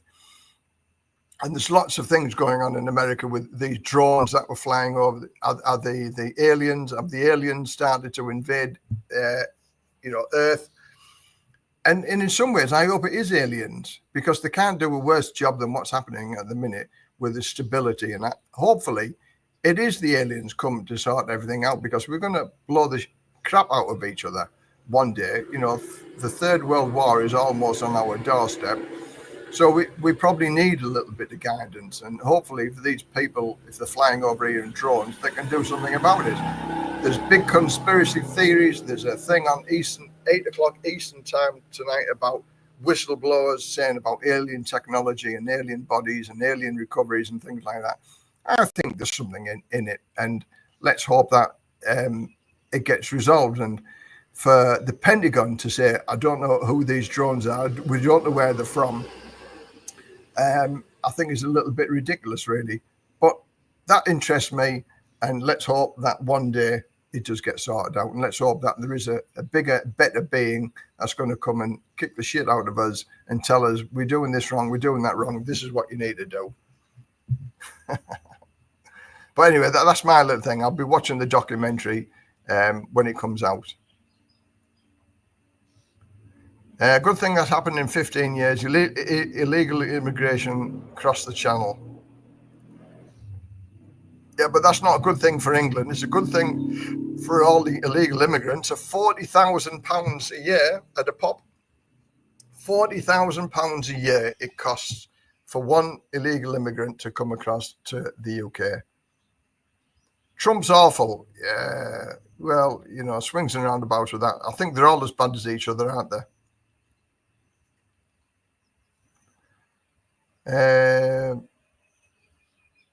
Yeah, Les, you're spot on about the Stammer government. Yeah, it destroyed all hope.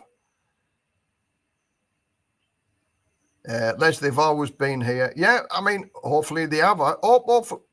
Again, a little chunk of me hopes that this is what's going on, because you look into in space and it goes on for infinity. Now that's impossible. So my belief is, if that's impossible, that means that everything is possible.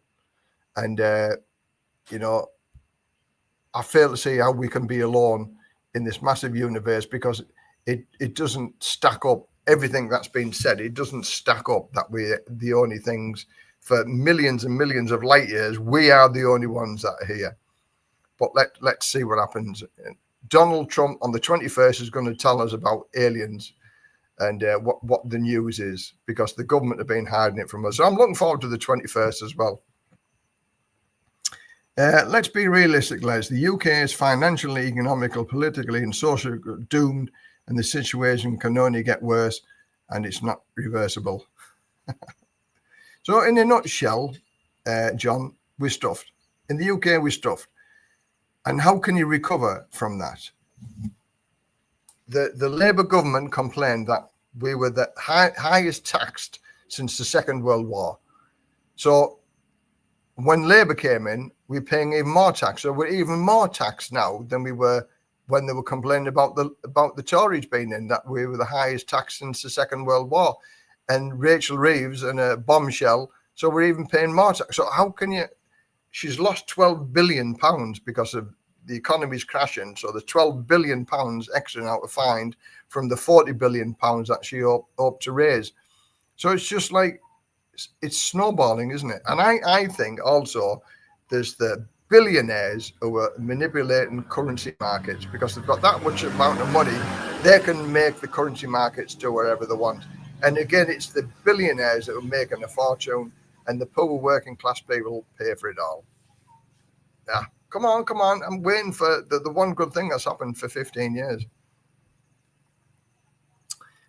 Trump will remove Medicare from average Joes. Again, medical, anything to do with medicine is bloody expensive. And again, I think that's what will happen to the NHS. It will be privatized because they're losing too much money. They can't afford to keep the NHS going the way it is. So I think one day they'll bite the bullet. It's another thing that the Labour are going to do. They say we can't afford it, so you're going to have to pay for it. And that maybe isn't a bad thing, because the country is spending billions and billions of pounds propping up the NHS. Yeah, vote reform. Yeah, I would vote for reform. You know, they can't be any worse than everybody else. Tax in Finland and Denmark is about 58%. Rich avoid. Yeah, again, if you're rich and wealthy, you can afford to pay the guys to sort your finances out so you don't pay any tax. Again, they have the loopholes in that. But for the average working Joe who doesn't have that amount of money, because when all's said and done, he's paying a little bit of tax, but it's going to cost him more money to try and find the loopholes to avoid paying tax. But if you're super wealthy, then that's just offset with everything else, isn't it? So again, the wealthy win and the poor end up paying for it. 100,000 billionaires left the UK in 2024. Yeah, I heard that this morning. Somebody else was talking to me about that. And so many billionaires as well. Now, they were the wealth creators. And if the wealth creators are leaving, who's there to make the wealth up? We're getting the wrong type of demographics of people. We're getting people that we have to pay £40,000 a year to look after them and keep them in the country that illegally came into in the first place. NHS, how much should we spend on nuclear weapons? Exactly. The war machine sucks up billions and billions, and the war machine, they've always got the money for the war machines and armaments and weapons compared to having the money for the NHS. Yeah, the pound is about to collapse and the government debt balloon. Yeah, I mean, the pound now is at 42.79 this morning. It's the lowest it ever got down was 37, which was an awful time to be in. But the difference in the pound from a couple of months ago to now, for me, is £90 less every month because of the value of the pound. Integrity Legal has a video up today regarding free tax advice. I urge you to have a look. Yeah, I'll have a look, but Benjamin Hart doesn't do anything for free. There's something into it, you know. I've had a few, not run-ins with Benjamin, but you know, he was going to charge me 5,000 baht just to talk to him for like 15 minutes. So my $10 for like an hour or 2 hours for consultation is very, very cheap in comparison to 5,000 baht for a 15-minute chat with Benjamin. Ed Sweeney is a Tory orphan from Liverpool. If you get Old speckled hen down in Pattaya, I moved there. Yeah, speckled hen, wibbly wobbly, speckled hen. I had them in Durham one, and it's like an Old Peculiar. I like Old Peculiar as well. I'm a sort of dark beer person. I like the dark beers, which is very, very nice. But you don't get them over here. It's all like lager based with the Chang and the Singha and the Leo. Leo's too sweet for me. So yeah, I don't drink a lot anyway, but it's nice to have the beer. When I was back in England, Worthington, Smooth, and Tetley's in Wetherspoons, that was very, very good. I really enjoyed that whilst I was there. Let's face it, Les, the NHS is under strain because of people's poor mental health that causes physical problems. Most people in hospital are there due to self-inflicted damage. Yeah, I can agree with that. And since COVID, the mental illness bandwagon is just ballooned because it's like everything else. If somebody tells you a secret on how you can get money and what you need to say to get money, you'll listen to that and you'll use it. And sadly, the the people on mental illness now, if you say you're mentally ill, or you have suicidal thoughts, even, you go straight to the top of the list, and they don't even challenge you. Because I watched a documentary on this guy who said they run TikTok programs and Facebook seminars on how to get your benefits through TikTok and Facebook. If you say this, and they guide you through it, the questions, and that you won't get stopped about it, and you won't get challenged about it.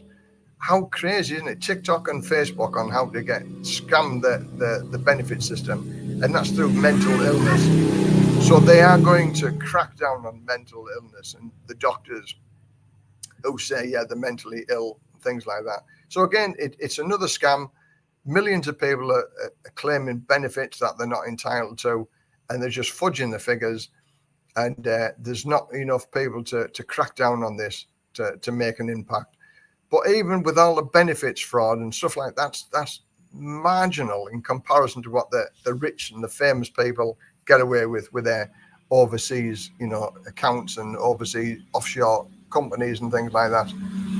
But again, they'll punish the poorest of the poor, because they'll use us to fight against somebody who's on benefits, who's claiming that they shouldn't really be on benefits, but they'll make us ostracize them, as opposed to some multimillionaire who saved billions of pounds by saying he's got an offshore company and pays actually less tax than the person who's on benefits. Crazy.